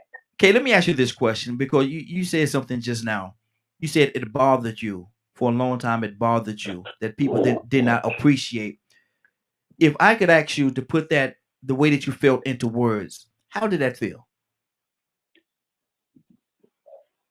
It was it's a sad feeling to do something for somebody and they don't appreciate it, and you know you did it from the heart. It hurts your heart. It's like, it really hurts your heart. It's a hurtful feeling. And so when I prayed about it and God gave me my answer, I was okay with it. And it's a constant reminder. I do a prayer line Monday through Friday. So when I get off the prayer line, I call you guys. And so this morning, one of our teachers, he read Proverbs 10, because a friend of my children's son tried to rob this little dyke girl, and she killed him. And he was like 17 or 18. And so when he read Proverbs 10, it answered that, because I don't understand why he did it. His parents take good care of him. He don't need anyone for nothing. I'm just lost. Why he do that? When he read Proverbs 10 this morning, it gave me an eye opener to what my son going through, what my nephew going through, what that little boy was going through.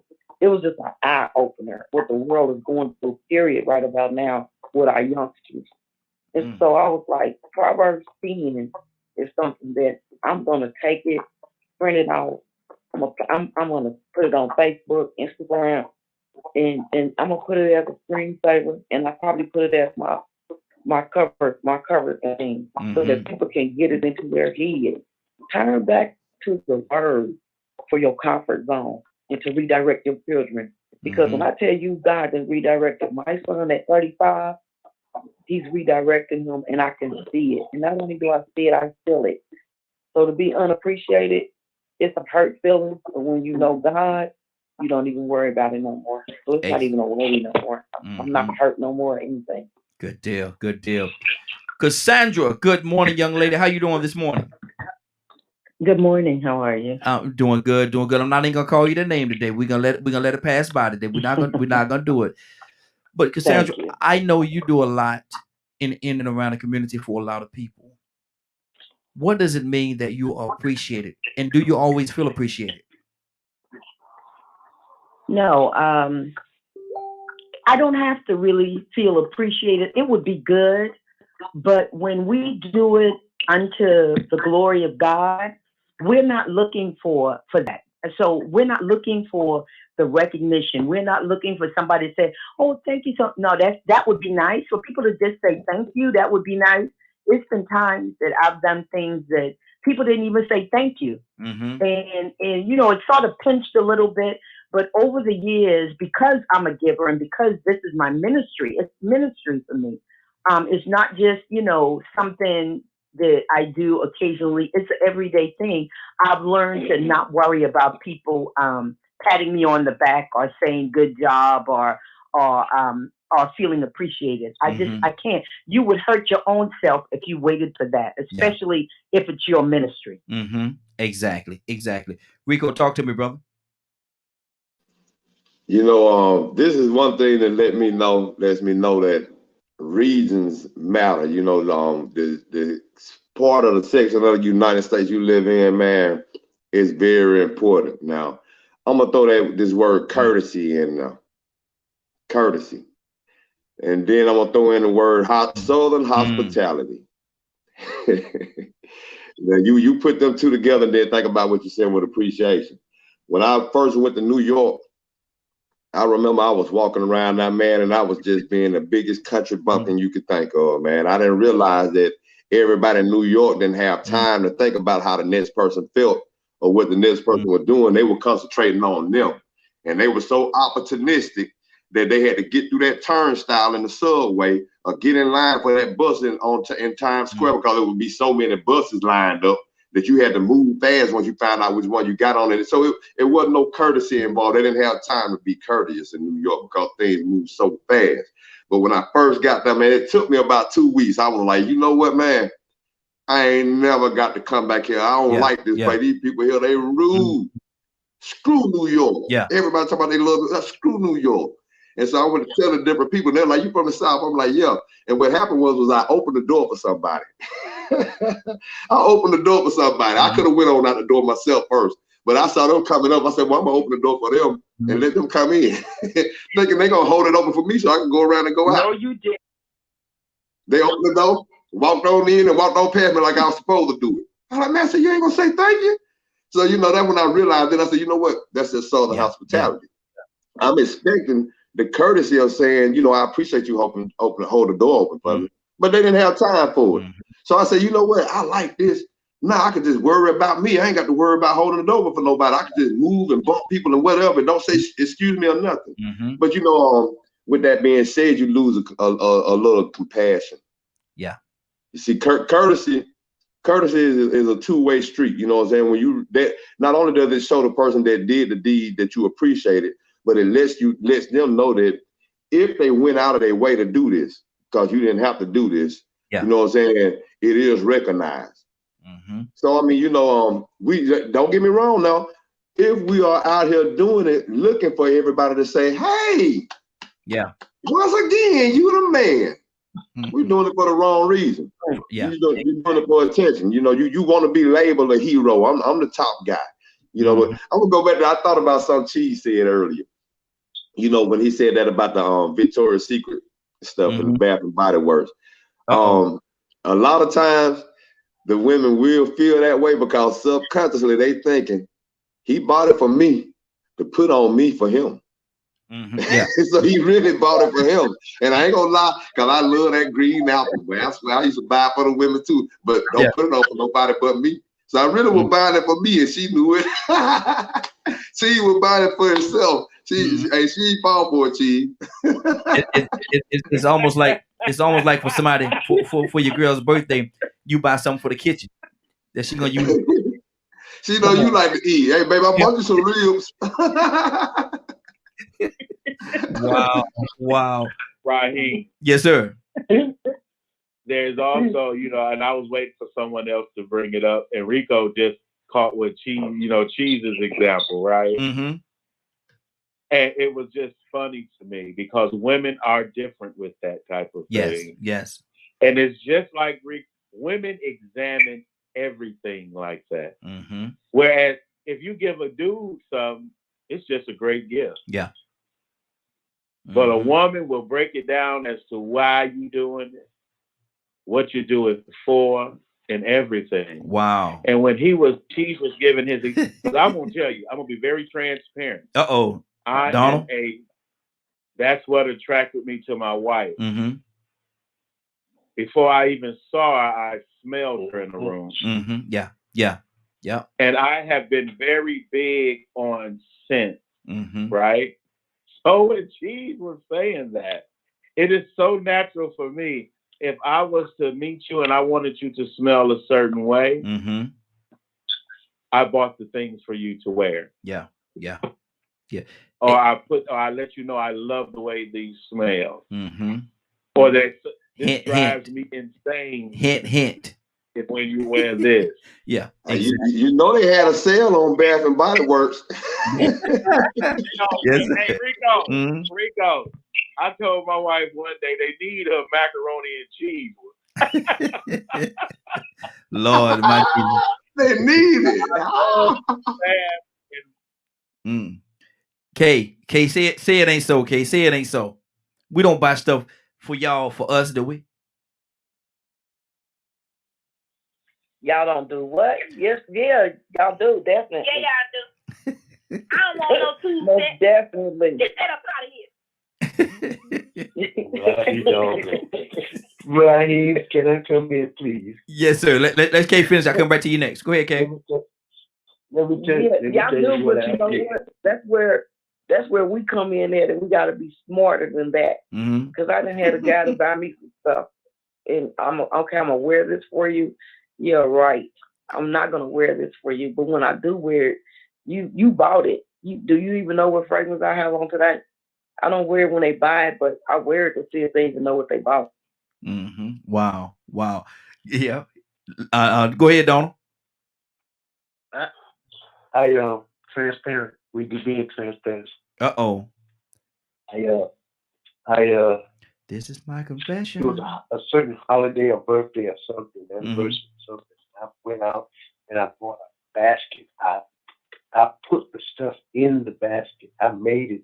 I fixed it up, and I presented to them, and they put it on the dresser and didn't open it. It didn't move. Didn't do nothing. Okay. And I'm saying to myself, well, I'll beat doggone. So you know what I did? Let it sit there till the next holiday, and I gave it to him again. Lord. Wow. Cassandra, what are we gonna do with your brother? That's a good one though. The next time, let me tell you this much. Next time when you buy a woman a fragrance or something, then you're supposed to open it, spray something that she loves to wear with it, and that's what you're supposed to do. When I buy my friend cologne and stuff, I make sure they wear it because I spray it on them. I like this. I want to smell this on you, and I spray him with it. And here you go. This is for you. So next time, spray it on her something she wears. Lord. Cassandra, are you there? Yes, I'm here. What's on your heart? Now we done got on the way people smell. See, y'all took it in another direction. From appreciation. Exactly. And I try to stay away from this kind of conversation. I'm single, y'all know. Don't do that. This is the holiday season, but talking about just appreciating people, to me, it's really important to let people that you care about know that you appreciate what they do. And it's not, I don't know. I don't think men do it as much as women. Women, we love showing our appreciation. Most women, we love showing our appreciation. We really do. And we do it in a lot of good ways. Hello, fellas. Yeah, we do it in a lot of good. What? You know what? What? You say no. Cassandra, don't feel bad. I'm single too, but we ain't single, girl. We got all the love in the world. God loves us. Oh yeah. But look here, I'm gonna be totally transparent. Y'all know me. I know God loved me, but I need that little arm around the waist, that little kiss on the cheek. Yep. That's what a sister. That's what a sister is talking about right about now. So yeah, but yes, we know God loves us. Look, yes, God loves us, but yeah. But look okay, I'm gonna leave that right there. Look at him. But look at him. But look at him. That's what I'm talking about. Exactly. We got another caller. Caller, what's your name? Where you calling from?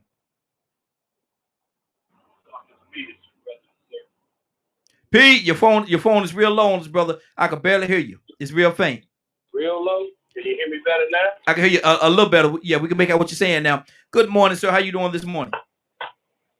Doing good. I'm going to hit it and quit it. Uh-oh. Talking about appreciation. Yes, sir. I want everyone in the listening audience and on that this morning to know that I appreciate you. There you go. I appreciate you getting up in the morning, giving your contribution, your thoughts, your knowledge, your experience, sharing it with us and sharing it with the world. It's a great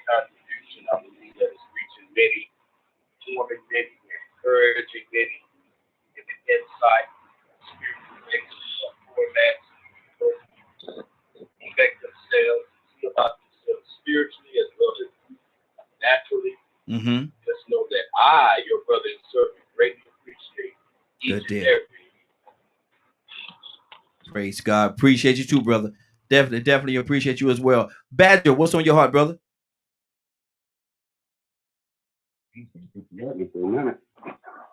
No. We got you. We got you. What's on your heart?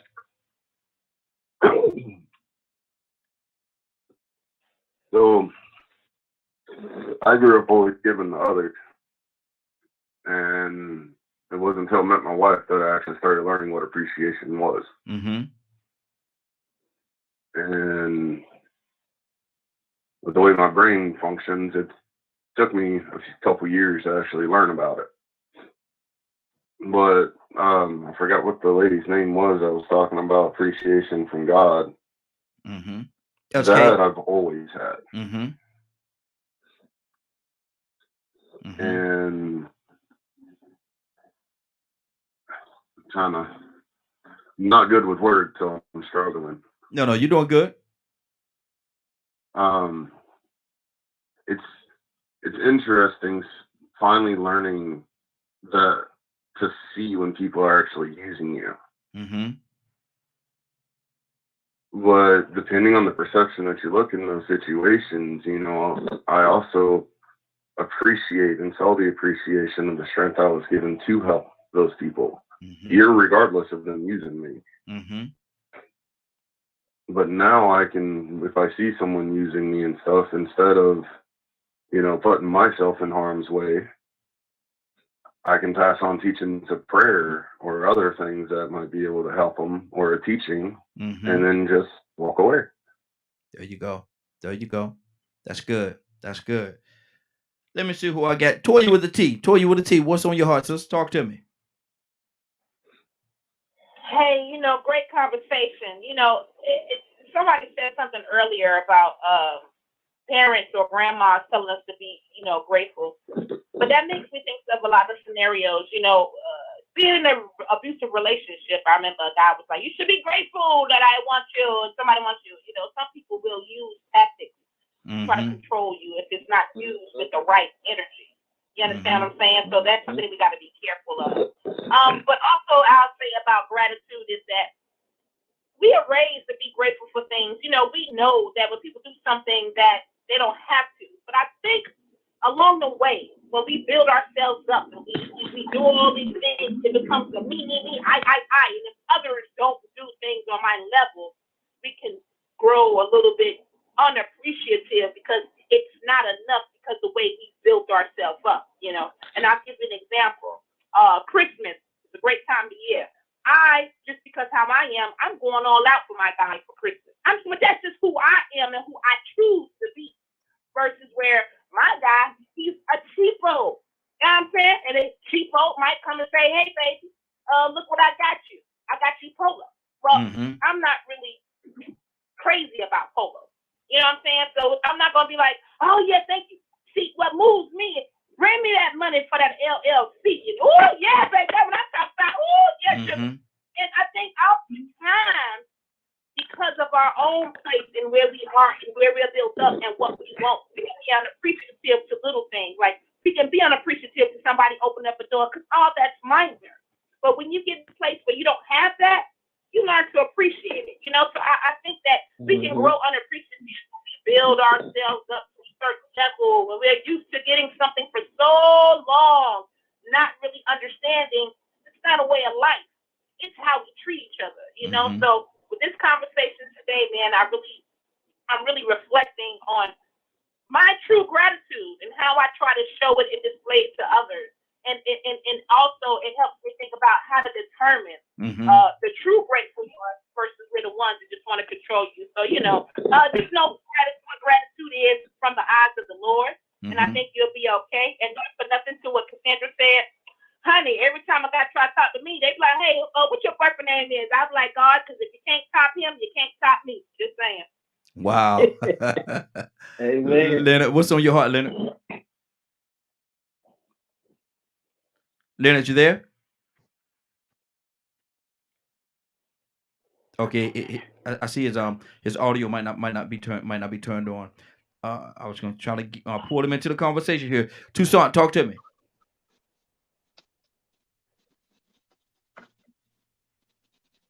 Tucson, I'm about to say it to you, brother. The mute button, man. Me and this phone. I'm not the only one that you. Anyway, there are. See, we are. We are made in the image and in the likeness of God, right? Mm-hmm. So is that is it wrong to not want to feel appreciated? Mm-hmm.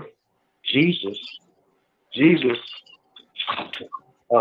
is in a certain place, and here there are 10 lepers, 10 of them. Mm-hmm. And they reach out and they cry out to him because they are in. I'm surprised you can't hear me. Go into the city because they're put out because of their condition. Mm-hmm. And so here they are, and they said, Jesus is Nazareth, the son of David, have mercy on us. And he just, by his power, said, go show yourself to the priest. Mm-hmm. They walking along the way, and he noticed the change. Mm-hmm. 10 of them all get the same care, but just one of them. Go back to him. He says, now, weren't that 10 of you? Where the 9 at? Mm-hmm. Or are we like the 10? Or are we like the 1? Or are we more like the 11? I'm just asking. Mm-hmm. Good deal. Good deal. Leonard, talk to me, brother. I'm asking for a friend. I got you. Leonard, talk to me. It's like, I think, with more people, and I'm glad even when Cassandra came on, because I had spoke about her before, and like when you're doing the type of work that she does, or anything when you're out in the community or what have you, you'll find yourself, the more you do it, the less important the recognition is. Mm-hmm. And really, when it comes to serving people, that's evidence of really pure service. Mm-hmm. Is when you get to that point where you don't need recognition. You're doing it because it's the right thing to do. Yes. That need for recognition goes away. Mm-hmm. Because you have a different agenda. It's your ministry. Mm-hmm. And you're in the ministry of serving people, not being served so much, but serving others. Yes. And that's one thing that any good activist has, should be working towards, just doing things for the right reason. Mm-hmm. Because, I'll thrash somebody about coming into activism, looking for titles and all of those types of things. Mm-hmm. Not the place. Right, it's the work. Mm-hmm. Exactly. Cassandra, what's on your heart? Cassandra, let me ask you a question. Will we really ever truly, regardless of what the situation, will we ever truly feel appreciated? I mean, I get. Yeah. It's times that I really feel appreciated. Yeah, and I don't dwell on it too long, because then you can get into self. And if anybody knows, the quote for my ministry is, great leaders are great servants. Mm-hmm. And exactly what Leonard said, for me, it's all about the service. Mm-hmm. It's all about taking care of God's people. It doesn't matter whether they appreciate it, they don't appreciate it, that's okay. But when I know that I'm doing something because God told me to do it, then that's all I need. Mm-hmm. Mm-hmm. That's all I need. And think about this, guys. Have you ever, for those of us that are real givers, have you ever had people give you the side eye when you did something for them? I've done things for people just recently. Last week, I blessed somebody and they were like, "What? Why are you doing that? Yeah, I don't understand. Why? That is crazy to me." Mm-hmm. Yes, but people will do that. Yeah, because it's not normal. It's not in their life. It's not normal for somebody. Why are you doing this for me? And I've heard people question, why are you doing this for me? What look, what's wrong with you? What's wrong with me? Yep. Wait a minute now, hold on. And Rico, that's a sad reality. Some people just don't know how to appreciate or receive somebody doing something good for them.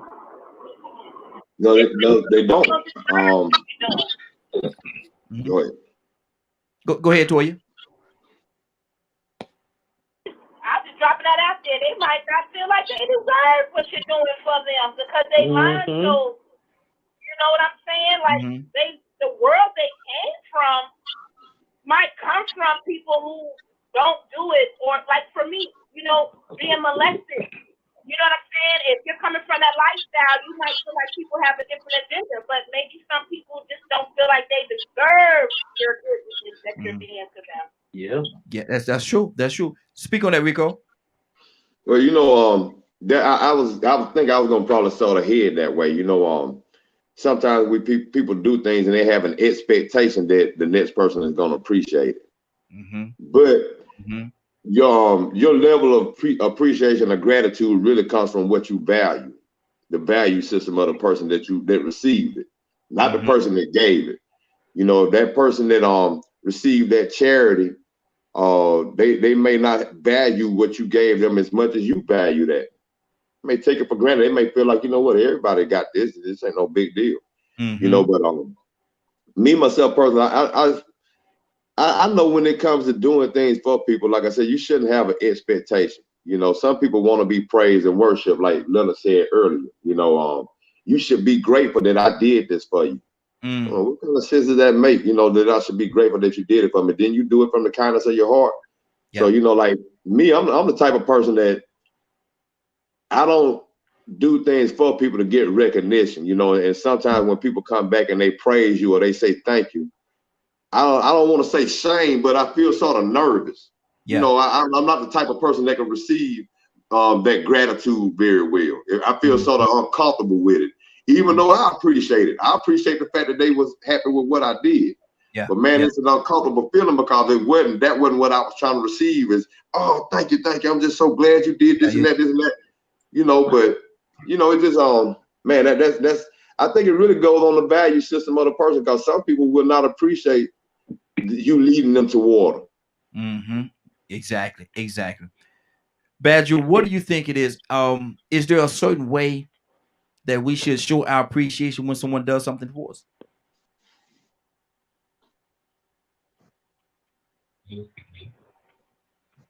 Badger?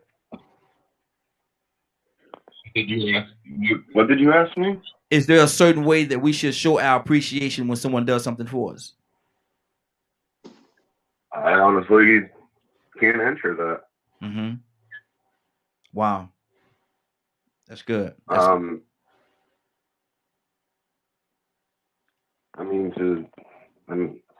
couldn't find words, so I went and pulled what I put up on Twitch. Yeah. You know, and that's pretty much how my brain functions. Got you. Let me go to KK. What do you say to that? Is there a certain way that we should show our appreciation when someone does something kind for us? I think a simple thank you is plenty. It goes a long way. Thank you. I thank you. Just thank you. You ain't got to say much, a whole lot. Just thank you. That's enough. Exactly. That's all I require for us. Thank you. Thank you. And if he could just take a thank you, I'm sure we can take a thank you. There you thank go. you. Yeah, that's good. Cheese man, talk to me. What do you say to that, man? Is there a certain way that a person should show their appreciation? Just by saying thank you. That's it. But let me get back on this. No, Rico said that's just something I want to smell. Yeah. Now that's what she wears. So once it got low, I would buy it. Needless to say, 20-some years later, this is my wife that I'm talking about. You about to get in trouble. She was basically she was trying to teach me to think outside the box. She liked those little things. Yeah.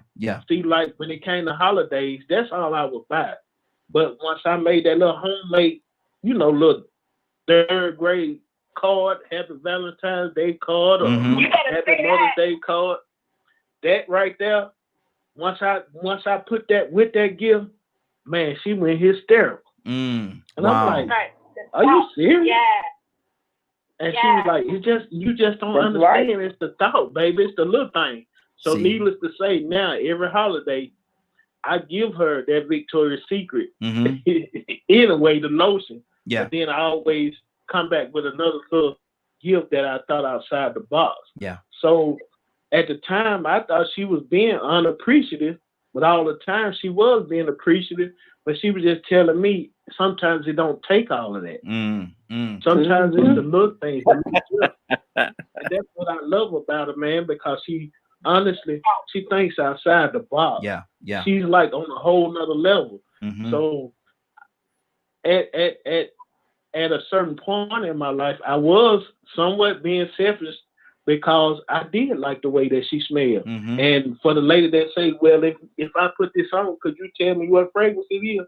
Yes, I could, because that's what I love to smell. And I'd be like, ooh, you got on that coconut passion. Dang. That's right. Hey, hold on. Sound like Cheese Man about to go somewhere. Hold on, Cheese Man. Coconut passion. I'm with you on that, Cheese Man, for real. If I buy the fragrance that I buy, I can recognize it because that's the way that I love for her to smell. Yeah. But at the same time, I was buying it, but at the same time, she was teaching me something. So, but for us gratitude, man, it all starts back when if you had those parents or grandparents, when if you came from that household, they taught you that. Yeah. They taught you that. And I still have my grandmother to this day, and I thank God for her. 86 years old. It's a blessing. And still get around like she's like 20-something years old. And it's a blessing. So my grandmother is like, I call her grandmama, but that's like my mama because she basically has been there for me all throughout all my life to this day. And still, give me Bible verses man, my grandmama is probably up praying for our whole family right now as she walks the floor all night and all morning. So it's gratitude and being appreciative, it starts at an early age. Yes, even if you don't get it at an early age, when you go through life, you can see it if you pay attention to it. Exactly. And I want to say something. I want to say something a little different, and we might be changing gears for a second or two. But isn't it so? Men and women, we think so different. We think so different about things, man. Because, like you said, when you were saying, like you bought the fragrance, and you like the fragrance, you like having the way it smelled on her. She appreciated it, but then as you start doing it more and more, she like, hold on now, you need to hold on, back up, player. You need to think outside the box. And then you add a simple card to it, and that took the ladies over the top, man. Every lady on this thing here shouted when you said you put that card to it. See, we wouldn't think about nothing like that. We as men, look, she gave me a little card, and we throw it on the dresser, and that's Rico. That's how we do. Hey, that's the difference in going in there in the kitchen cooking food from scratch, or going to Olive Garden and just paying for it real quick and simple. They know when you really put some thought into something. If you say to yourself, because we know how we felt when we were in the 4th and 5th grade making Valentine's Day cards, those little crushes, man. That feeling when you were that young was so sweet, and it takes them back there. Oh. I mean, so it's the thought that counts. I mean, he hit it dead on the head. It's the thought that counts. And when you're doing it from your heart, a lot of times you don't even expect that appreciation or that gratitude. And that's the reason why it could catch you off guard like that. I mean, don't get me wrong, it'll catch you off guard, but then at the same time, it make you feel so good that it motivates you to always go ahead and say, well, you know what? I don't mind thinking from the heart. I don't mind being pure from the heart and sincere. But like I said, we also have to make sure that we don't get drunk on worship and drunk on appreciation, because like I said, I have seen people turn around and say every time they turn around now they looking for some type of way to be recognized for something good they did. You know. Exactly. Pete, talk to me, brother. What's on your heart, man? Now, are we really just that different, Pete? Yeah, people have different ways that they can express it. Hey, Pete, are you talking directly into the phone, brother? Because we're having a hard time hearing you. Are you talking directly into the phone? Yeah, I'm on maybe I'm on that generic earpiece trying to background. Oh, okay. Is it better now or no?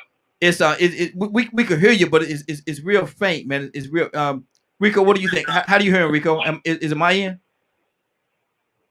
I can't hear you. Unmute your phone, Rico. Unmute yourself, Rico. Oh, yeah. It sounds like he's talking through some speakers or some earpods or something. I don't know. It sounds like How about now? Can you hear me better? Man, now? that's what we need right there. That's what we need. All right, show you right. What I was saying was there's a book called 5 Love Languages, and there may be possibly more than just that. But we definitely do tend to interpret things differently. If it's your mate, we should study our mate and understand, digest how they interpret affection and love and appreciation. You may be a touchy-feely, kissy, huggy, lovey type person. It may be a person that is a doer. They'll do things for you, and that's their way of expressing love. So if it's your mate, I would encourage us to study them and know them so that we understand how to speak their love language. It's a co-worker or somebody in passing. Certainly the basic things, the cards, candy, the cupcakes, flowers, different things like that. Be careful with the flowers. But flowers, can be an expression of gratitude and appreciation. So I think that we need to just this personal study of mate, try to understand how they speak and interpret love or affection, gratitude and appreciation. Certainly, try to show it. I believe the Bible says we should have a grateful heart, and how we should have gratitude. We should be grateful. Be grateful for life when you wake up in the morning. You should be grateful for the activity of your mind and limbs. Grateful that you can go out in the sun, your car started. The rays are touching you, warming up the atmosphere, and you too on a cold day like today. There's so much to be grateful for. Have a cheerful heart. Yeah. So it's a mindset, it's a heart condition, and just being able to express it. Luther said, "What the world needs now is love." Right? That's what we need. We need more love. We need to show each other more gratitude and appreciation. And like you say every day, how do you end the show? What's your statement when you end the show? It might be your last. Exactly. Absolutely. Let me go to Toya with a T. Toya with a T. Why are we so different? And this is a $1 billion question, $1 trillion question. But why are we so different? I mean, an apple's supposed to taste like an apple, or orange supposed to taste like an orange. It is what it is. We all different. You know what I'm saying? I mean, it just is what it is. That's like the joy of having fruit. They don't all taste the same. They don't all look the same. That's the joy of vegetables, cars, houses. We're just not the same, even the fingerprint. You know what I'm saying? We all have our own little way. But I got to go back to the root, right? The root is God, right? And I think that what I'm learning is I'm so grateful to God for my life and what I've been through and what He saved me from. It don't matter about what man got going on. You understand what I'm saying? Because man will fail you every time. Scenario, right? And I mean, you know about this. 13 years I dealt with an individual. Did not feel appreciated.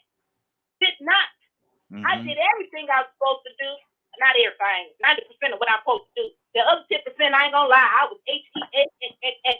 You feel me? However, it came to a situation where the young man had a stroke. You feel me? This is where it really is. Because look at my piece now. Oh, you can't take care of me. Oh, you can't take care of me. It's a problem. So now God, now He can't take care of you. Now what? What, you really love Him? Because now He can't work. Now He might not be able to take care of you because He in that. How grateful are you? Please understand, I'm so grateful to God for what He's done to me, what He brought me through. I can never replace Him enough. Please understand. And not in a relationship, I'm there every day praying. I'm there every day making sure He exercises. I'm there every day He making sure He well.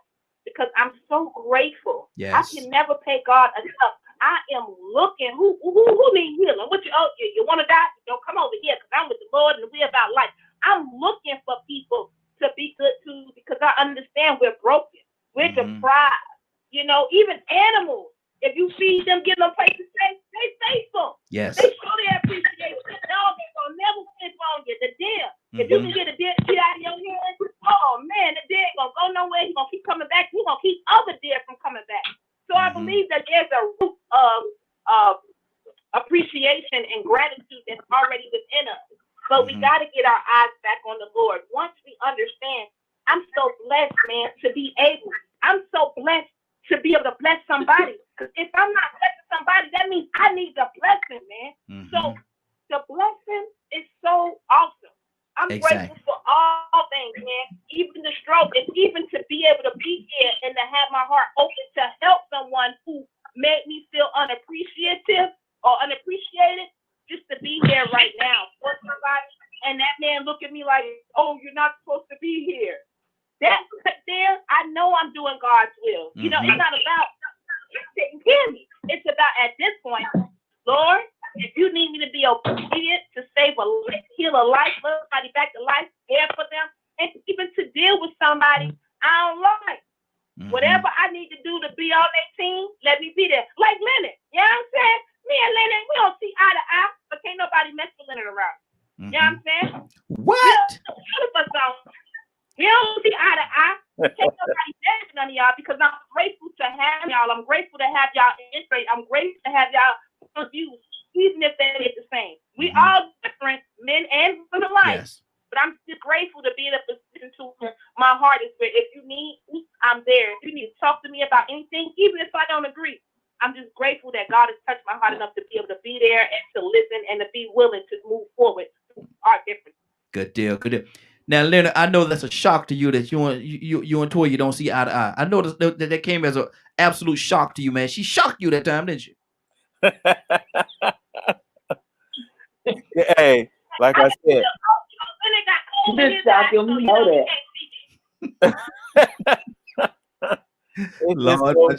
it's so funny, man. I'm still laughing about the Victoria's Secret, really.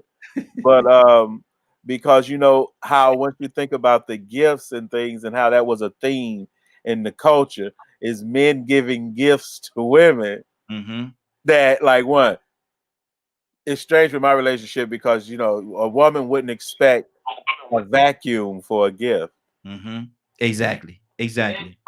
But my wife would say, "Hey, get me that vacuum. If you're thinking about getting me something, get me that vacuum, or get me this, that, or the other." And the brother Cheese Man was just trying to say because she uses it, then that's what he gave her. You know, but when you're a man, you don't look a woman. That's just part of her little junk on her stand. You know what I'm saying?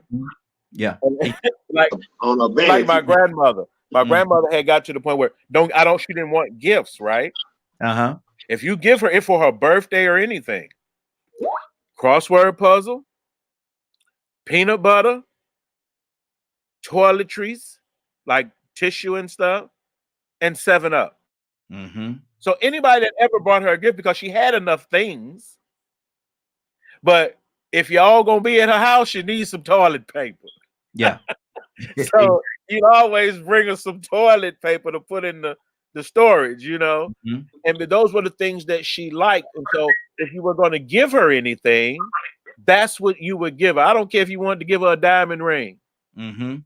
She'd give it back to you. She was that type of person because she didn't value like material things like that as much. Yeah. It was all about things that she could use, things that she needed. And, you know, my wife used to say, you know, because I don't have no real prissy wife, you know, and she don't raise no hell about little things. And, you know, to some women, they give flowers and I give so many flowers and I've always done it. So one, you never want the woman that you say you're in love with not to know what that's like. This is Cassandra Alexander. Exactly. You know, so those are the things that men can learn with women. You know, it's not so much as you just blow them out of the water, but catch them off guard. There you go. That's good. And do something like she says, not that you know, this ain't good enough, but I want you to show me that at least you thought about something else. At least you noticed something else about me to appreciate. Now, Kay, I'm gonna ask you a question. A lot of times, I'm trying to be careful with this question. A lot of times, men give women gifts because they want gifts, and because they want gifts. Yeah. What you say, Leonard? You being nasty, right? No. You know why he like being nasty? Go ahead. I'm just telling the truth. I'm the question asker. Now, if that be the case, I know y'all don't necessarily appreciate the gift because it was given with an ulterior motive. But I'm trying to be real careful with this question. You know what? Now I'm gonna help you with your question. I'm being real careful. Me being the receiver of the gift. Yes. In return, your gift is from me. Is really simple. We're just gonna simply make love. Thank you. I appreciate your gift, and now I give you. See, that's what you get for being nasty, right? Wow. Okay, Rico. Where you at, brother? I ain't gonna even entertain that, man. You I so like that serious, man. You know that's you the trying K, to right? That's how you all do them jokers. Just trying to be slick, man. You know, now, Rico. Now hold on. As a fella, now, have you ever given a young lady a gift because you wanted the gift?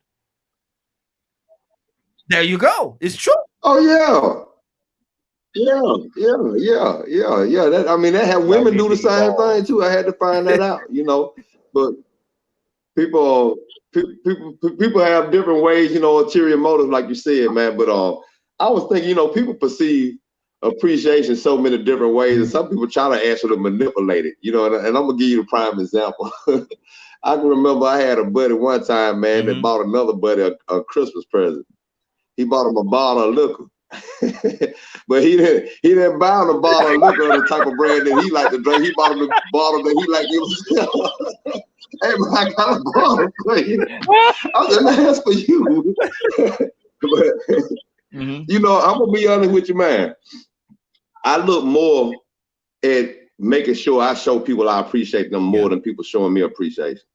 So it's don't get me wrong, I do observe when people take me for granted. That you will understand when people are, because don't nobody like to be used. You can't feel used. So you do, recognize when people take you for granted and don't appreciate you.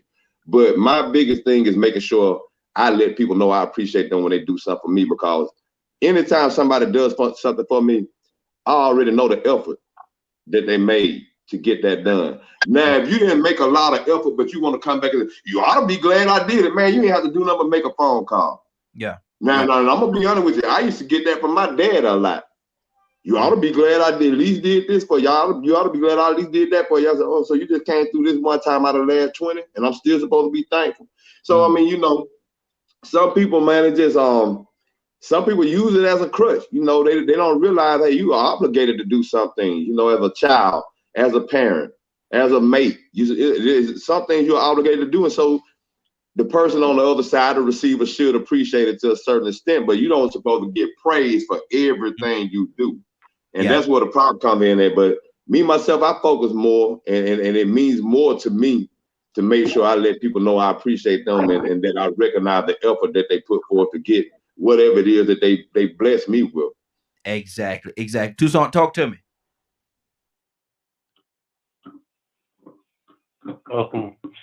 I was thinking about something. I almost lost track of what it was. It's you can give the same thing in a different way, and it makes the whole difference. Look, somebody, they said, well, I don't like them flowers, all them flowers. I don't like them. Fire roses, and they just, it seems like it's no big deal. But then if you take the pebbles, I never could say that either, and you break them off the rose, whatever you call that. The petals. And you lay them all on the floor and you put them throughout the house. Yeah, the rose petals. Mm-hmm. Yeah. Mm-hmm. And you just lay them out. That's a whole lot better than having a rose bouquet. Mm-hmm. It just works out a little bit better. Now, what if you take the time? And I'm just asking a question, Lynn. I'm gonna Donald. Yeah. Of course, I'm the question asker. That's all. I'm just the question asker. And so if you get all them rose petals, man, and you line the house up and all the way back to the bedroom, have your candles and everything, and all the stuff, instead of have the right fragrances in the air, and if you drink wine, you have the wine and all everything is set up perfect. And you sitting there, and she come in the house, and you say, "Oh, you're so happy to see her," and she and she walk in the house, and you say, "Baby, look at what I did for you," and she look at you, Dawn, and she said, "Now who gonna clean all this mess up?" Or, and we go back to the lady says just now. She says, "I'm gonna just give you me," and so she turns to you, says, "And I'm sorry, I'm gonna go way out there." Exactly. I apologize, but she says, "You still ain't getting up." Oh. Well, I guess I'm going out here and figure out something. I'll be back in a little bit. But see, y'all terrible. Kay, go ahead, Kay. Kay, I know you ready for this one here. Go ahead, Kay. Go ahead. I'm okay. I'm all right. I am actually all right with that. And I have had a person to do that before with the rose petals. It was sweet, and I didn't say he was gonna clean it up or anything. He cleaned up his own mess and everything. It was very sweet. I didn't have to say anything about who's gonna clean it up or anything, because he pretty much already know me. Yeah. I'm not gonna clean it up. He's gonna clean it up. Lord. And he put it in a little canister for me, and I still have those rose petals right now today. See that now that's good. That's good right there. Cheese Man, talk to me, man. Who gonna clean up this mess? I'm gonna clean it up because it's gonna be very rewarding in the end. So I'm gonna get up and clean it up. If I didn't have to go to work the next day, I'm getting up cleaning it up because it's very rewarding. Look at, I don't know what turn we done took, Leonard, but get us back on track, brother. Get us back on track. He was well appreciated. I like what Kay said. You know, a lot of times I think that men, you know, practice. Mm-hmm. Being, especially like, you know, my man Cheese Man, he long-term relationship. I am as well. And a lot of times you should learn, you should evolve more. Mm-hmm. You know, and one, I like what Kay said, you know, thank you. That's what you get. You get thank you. And I think sometimes you like your eyes got big, Raheem, when he said thank you. And Raheem went up and up with an expectation. Right. Like when he took that trash out.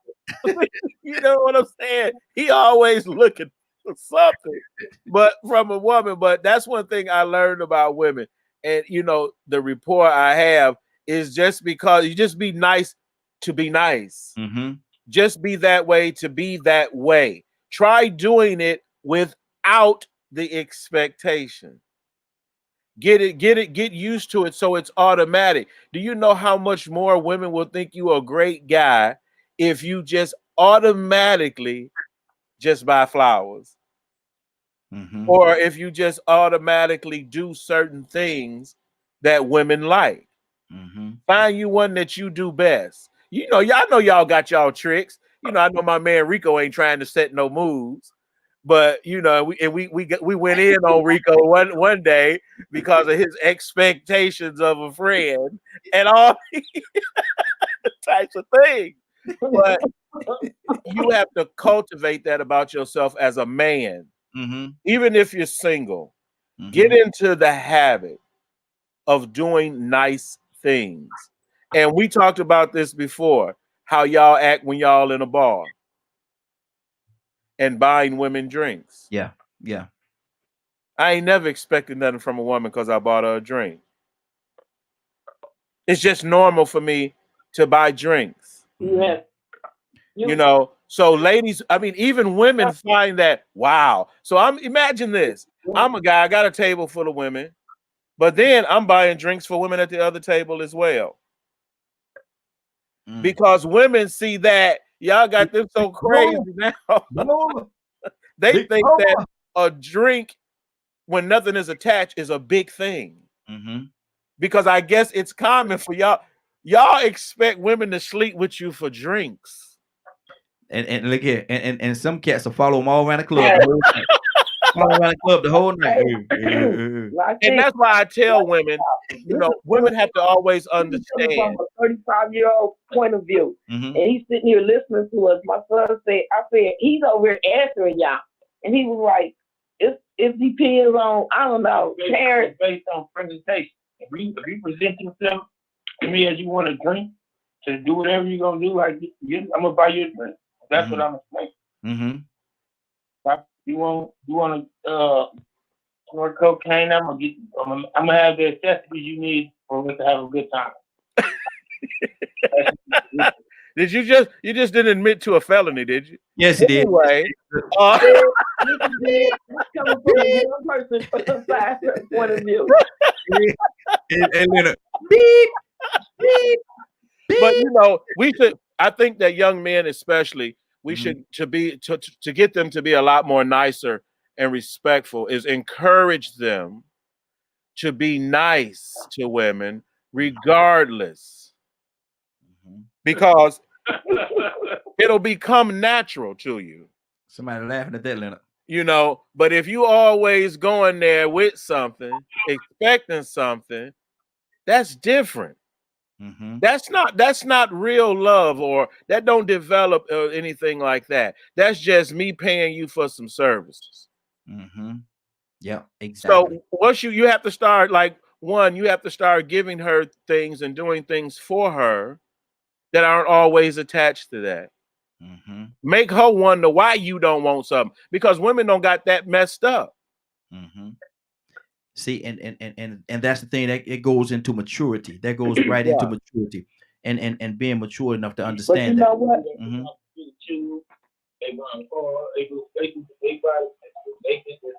I can't. Somebody saying something, but I can't make out what you're saying. My son said women do the same thing. He said they buy men cars, shoes, and all kind of stuff because they expecting that man to be they man. Yeah, that's different. Now you're gonna be my man. That's different. A man don't want you but for a couple nights, maybe. You know, just drink and know about your business. Hold on, let me go to Badger. My brother Badger, what's going on, brother? What's on your heart? So thinking about that question you asked earlier, you know, about the appreciation. And I was hearing some people's perception, of people saying thank you and stuff. Well, the reason it was hard for me to find words is because of the trauma I experienced. And I finally worked up enough courage to actually say something.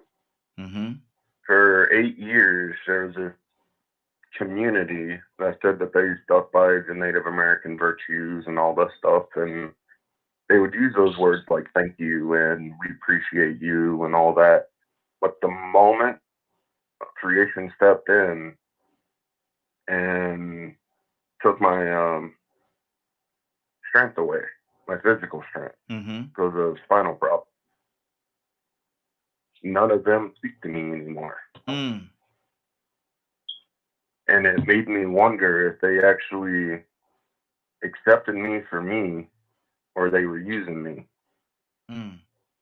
So my question is, how can you tell when someone's showing false appreciation? That's a brilliant question. Let's go to Leonard. Leonard, speak on that. And that's just why I was saying what I was saying about gauging people and why they give you things, and it also lets you know who your friends really are. Because like when someone would say, when I've had my different difficulties, or my wife has had her physical difficulties and things like that, you stayed. And my question to a lot of, why wouldn't I stay? Just because she got sick, I was supposed to leave or somehow fall out of love with her or something like that. See, that's how we should gauge our relationship, with this appreciation thing and knowing whether or not it's positive or negative, or does it mean anything at all? You know, like the brother Badger was just saying, there are some people, and I think there's a saying: do you fall in love with God's heart or his hand? See, Wow. my mother used to say, boy, anybody will marry you because you trained to be a husband. Because I know how to do I was trained to do that. But when a lot of times you want to be people to be with you because they actually love you, not just because of the things that they're giving you. You know, no one wants, I don't think, and men of means, it's okay with them. You know, they used to paying for what they want. But then again, you realize they got trust issues and they don't trust nobody because they think you after what they got. And then you get into that whole gold digger thing or whatever. Yes, sir. And so it's good to want people, everybody wants to be loved for who they really are, not for what they can do. Yeah. Because soon as you can't do it, guess what? Just like with any other relationship, if that's why she there, trust me, soon as it's gone, she gone. Soon as you don't get that contract she thought you was gonna get, she gone. Soon as they let you go at your job, she gone. Yep. She didn't love you. She loved what you provided for her. Exactly. Toy, you want to talk to me?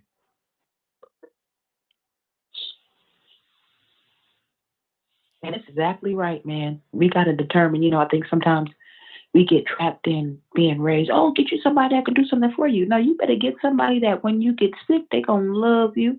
They're going to wipe your butt if you need it. They're going to be there with you to do everything. So absolutely, that gratitude, I love what Leonard said, is you're in love with God's hand or God's heart. And that's what ultimately tells the story. Because let me tell you something. You can walk around here showing appreciation to people all day, but you won't get a homeless man $1. The person could fall down and you wouldn't give him a pint of blood. You walk around showing this appreciation and gratitude, but soon as somebody who wronged you needs you, and it could be a life or death situation, and your heart is so cold, you don't even want to go see them on their deathbed because of what they did to you. So even though we can have gratitude and appreciation, it's kind of like what I said earlier, I think it still needs to be rooted in God, because that can still blind us.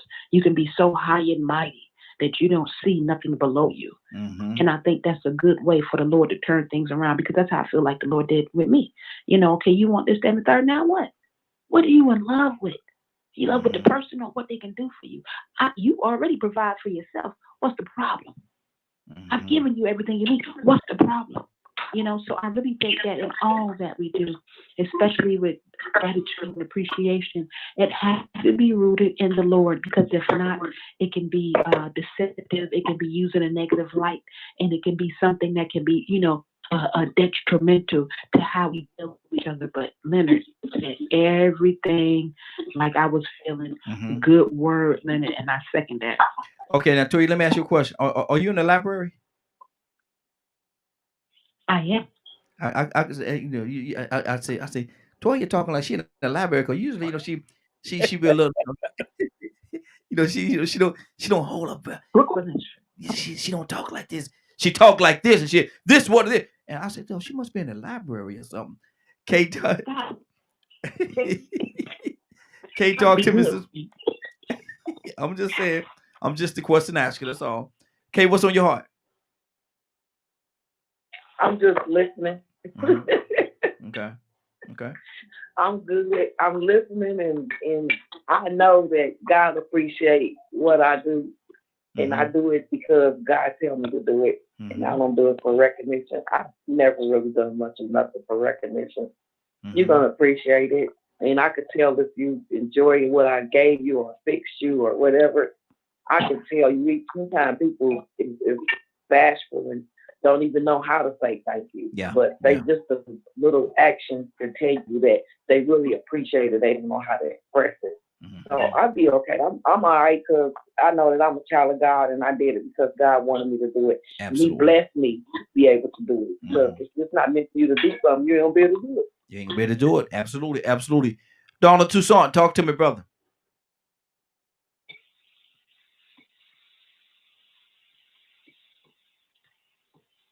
Donald Toussaint,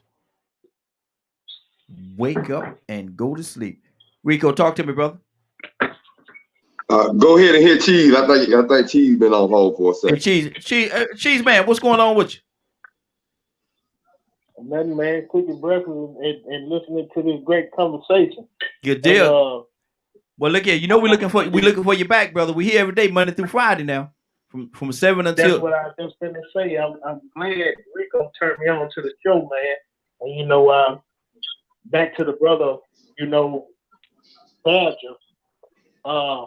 You know, I'm recently disabled myself, and my wife, they hit my company that I work for, and Rico can tell you I've been there 18 and a half years.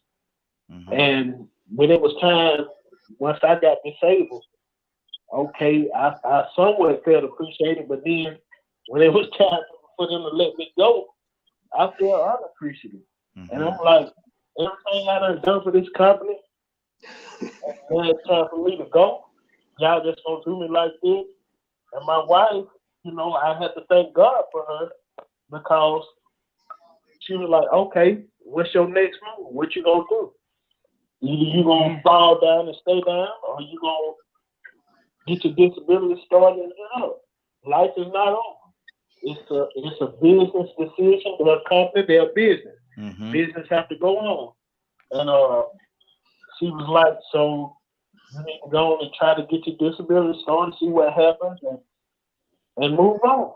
You had 18 and a half years of what she called a marriage, and some things didn't work out, so now it's time for you to move on. Yeah. And to be honest, man, I thank God for that wife. I'm very appreciative of her because she helped me look at stuff through different lenses. Sometimes I look at stuff the way I look at it, and she opened things up. Like sometimes when I'm so mad and just pissed off, when I can't get focused and pray, she prays for me. She prays with me. So I have to. Appreciation can go a long way with a lot of people. Yeah. Even though you know you're disabled or whatever you're going through, sometimes people gonna be there for you, whether it's family, friends, and sometimes they're not. And the ones that's not, you have to move on. You can't hold grudges against them, but still you have to move on. Yeah. So that's what a brother Badger. And man, I just want to say this once again, man, I do appreciate, you know, everything y'all doing and saying, because just listening to everybody's comments and different views, you know, I appreciate that. Yes, you know, sir. we all got different views and different, you know, I love it, man. So I will get back, and I try to be on here as much as I can, but you know, once I'm at dialysis, they won't let me plug my charge up, so I can only get a little bit up. Yeah, I got you. But like I said, whenever you can, brother, you're more than happy, and we want you to come back. We definitely want you to come. I'm coming back. Yes, sir. Yes, sir. I'm definitely coming back. Right. Yes, sir. Leonard. Yes, sir. I got Toussaint back on. Yes. Toussaint, you back with us? You know what I'm gonna laugh at all day? What's that? When Toussaint was talking about being appreciated after an intimate evening. And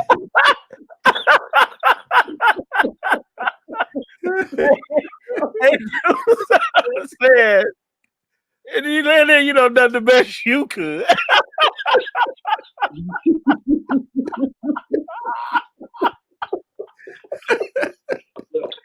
Tucson kills me every day, man.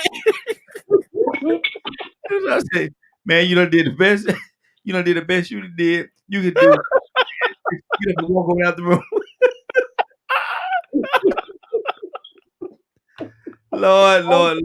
Every time I'm trying not to laugh every time I think about it. Lord. It shows some appreciation. Leonard,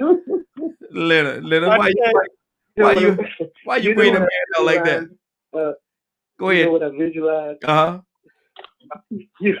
You over there breathing hard and sweating. Man, look at y'all. Oh, all right, y'all turning from PG now. Y'all turning from PG. Yeah, y'all turning from PG. Hold on now. Man, Lord. I told you Tucson remind me of my dad and my uncles, right? They from down south like that, and they say funny things that just remind me of stuff that my uncles would have said, right? I'll say, man, you sitting there, you sweating, you done did the best you could do. Oh Lord, my God. Stop it. What happened? My uncle was in Texas. I got an uncle in Texas, Uncle Richard. He's the clown of the family. And he said the same thing one day. He's like, y'all grown. He got a little Mexican wife, and she don't speak very good English. And he said she spoke a lot of good English that day.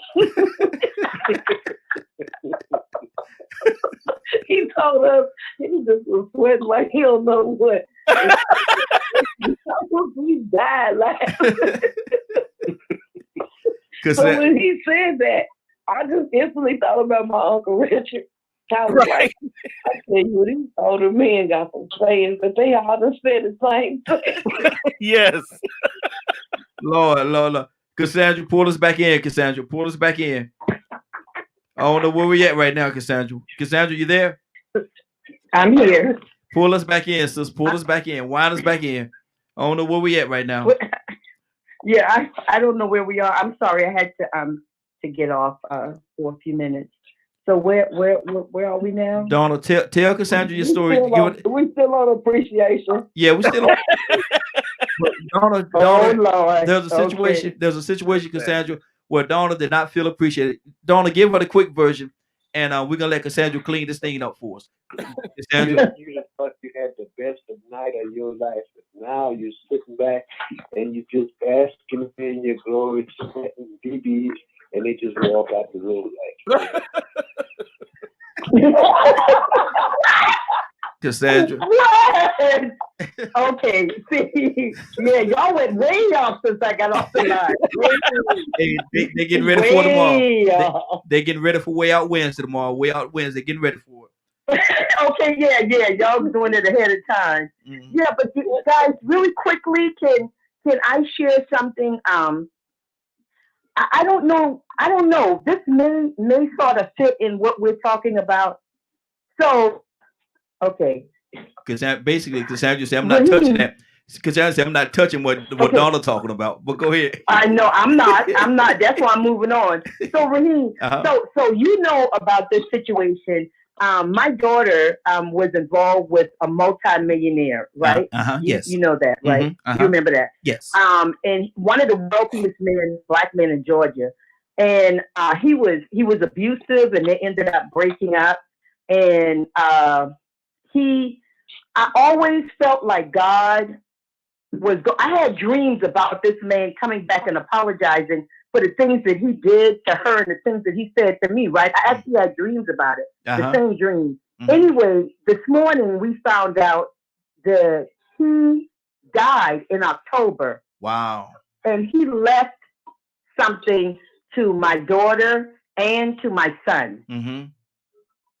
Even though he did all of the dirt that he did, something at the end of his life, because I mean, she put up with a lot from him. And I know that's sort of off from what we're talking about, but God will cause people to show that appreciation even at death. Exactly. Sometimes, and it happens. I've seen that happen. And before, that's the time. That's the time. A lot of times something happens. Yeah. That's the time. A lot of times, Cassandra, where it's cleanup time. It's cleanup. Yeah, time. cleanup. Yeah, get the cleanup. Get cleanup, woman. But isn't that crazy though? Yes. That he waited until the end of his life when he was dying before he realized, okay, I got to make some type of do something for the pain that I caused. He realized it. I know he realized it because I told God, don't let him forget what he done. Cassandra, that's a sign from God, and that's a sign to y'all and to you, so that you don't feel so bad, to let you know that he was saved, because he couldn't have done no actions that if he wasn't a saved. Absolutely. Absolutely. He definitely knew God, and that was God letting you know that he might have been misled and did some things he wasn't supposed to do, but he's still my child. Yeah. And this is y'all, because y'all endured his suffering. Absolutely. And they did. When I tell you it was abusive, it was. But to get that, they found out just this morning. They contacted them this morning to see that he left something for both of them. Wow. Now this man is like I said, multi-millionaire. Yeah. Wow. But anyway, Rico, that's the only reason why some of y'all let Danny Glover back in. Because what black women hated Danny Glover after The Color Purple. Oh yeah. But in the end, his character actually tried to right some wrong. Yeah, exactly. Yep. We got another caller from the 256. Rico, is that you? 256? This is Rico. I had to call back in, man. I'm finna get ready to go somewhere, so I had to get off the screen. Oh, okay, got you. What's on your heart, brother? We're ready to get out of here. What's on your heart? I like what Steve brought up, and it sort of took me back a little bit to really understanding and recognizing what appreciation feels like when he brought up about how the job treated him. That was the same place that I had to sue. I went to battle with, the place that I had to go be the union rep at a young age. Volume real quick. And so, I was thinking about how when I worked at that place, I really felt unappreciated in the battle. I felt like I was alone. And little by little, people started coming around and they stopped telling me, man, you better shut up, they're going to fire you, and start supporting me. But when I got fired from out there, they retaliated against me. A few people showed me their appreciation, and I didn't even expect it. And that's a key word. I'm going to go back on that expectation. I didn't expect it, so it overwhelmed me, brought tears to my eyes. Those guys took so much money from me to help me pay my bills. They came out their own pocket. And what overwhelmed me is the fact that I knew they sacrificed. They sacrificed out of their paychecks to say, you know what, we appreciate what you did while you were here, young man. And so, it really goes a long way, especially when you don't expect it. Yeah. But now I'm going to tell you how that expectation can backfire when you got an ulterior motive. Let's go back to the rose petals. Sometimes men set the stage with those red rose petals, and they already know, you know what, man, I ain't worried about who going to clean up the mess. Yeah. She going to be too tired to clean up the mess. She going to be knocked out. I'm going in. Yeah. And the reason why they know it, they done took one of them little blue diamonds. But imagine she come in like Kay said and say, thank you. And you don't do I know somebody that worked at that same place that me and T worked at. They had to go to the emergency room. He thought he was gonna go ease his way on up into the to surprise her with that blue diamond. He was gonna be and he paid for it. Cause she said thank you. He didn't want to tell her, look, I took a little extra help tonight.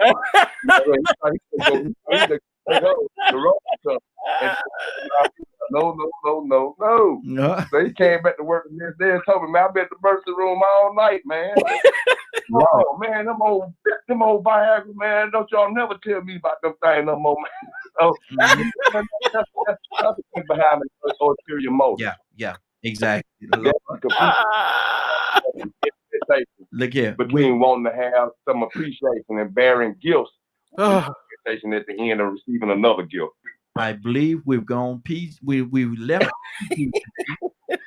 We have left the PG version today, and I don't know where we are right now, but Y'all please apologize. I can get a little more. No. We good. No. We good. No. Hey, Rico, no. We good. But look at huh? I say just that on that subject Rico was talking about. He was trying to be appreciative, but she was appreciative by saying thank you. But in his time, probably thought she was grateful. But look here, I'm gonna tell you something. These women have a way of taking the wind out of our sails sometimes, don't they? Leonard, what's going on at 3:00 today, brother? Man, if you did not get a chance to hear the show in its entirety, log on to www.dkmmediagroup.com. Good deal. Let me see. Is my sister still on with us? Cassandra, pray us out. Father, we just thank you for everything that has been done and said on this day. God, I just acknowledge you for how good you are to us. And even when others may not appreciate us, you are always able to show us that we are appreciated. And for that, we thank you. God bless every member of this panel, everyone under the sound of my voice. Do for them only what you can do, God. Do the things that only you can do in our lives. We acknowledge you in every area. We thank you for our families. We thank you for the change that is coming in this country. We thank you for the transitioning, God, the peaceful transitioning. And we just honor you and bless you right now. In the mighty name of Jesus, we pray. Amen. Amen. Early, you can vote early. State of Georgia. Yep. You can vote. You can vote today. It opened yesterday. You can vote today. Me and my wife was gonna go yesterday, but we're going today. We will be. Y'all, I have my little sticker on tomorrow. Y'all make sure y'all go vote. It's very, very, very important. It is now 10:01. You're about to get out of here. I want to thank everybody for joining us and more than that. Thank you for allowing DKM Media Group and the Morning Glow to be a part of your morning. We're here every day, Monday through Friday, from 7:00 until 10:00. So make sure you make your way back. This is the Morning Glow. It is now 10:01. You're about to exit the Morning Glow. But before you go, I want you to do me two favors, if you will. One, I want you to continue to pray for us because we are certainly praying for each and every one of you. Number two, why this is real simple. I want you to go out there, find somebody, and give them a hug because you never know. It could be the only hug that they get, or it could very well be their last. Love you, and ain't nothing you could do about it. Have a great day and a better tomorrow. Now we shine somebody's light on you from the Morning Glow.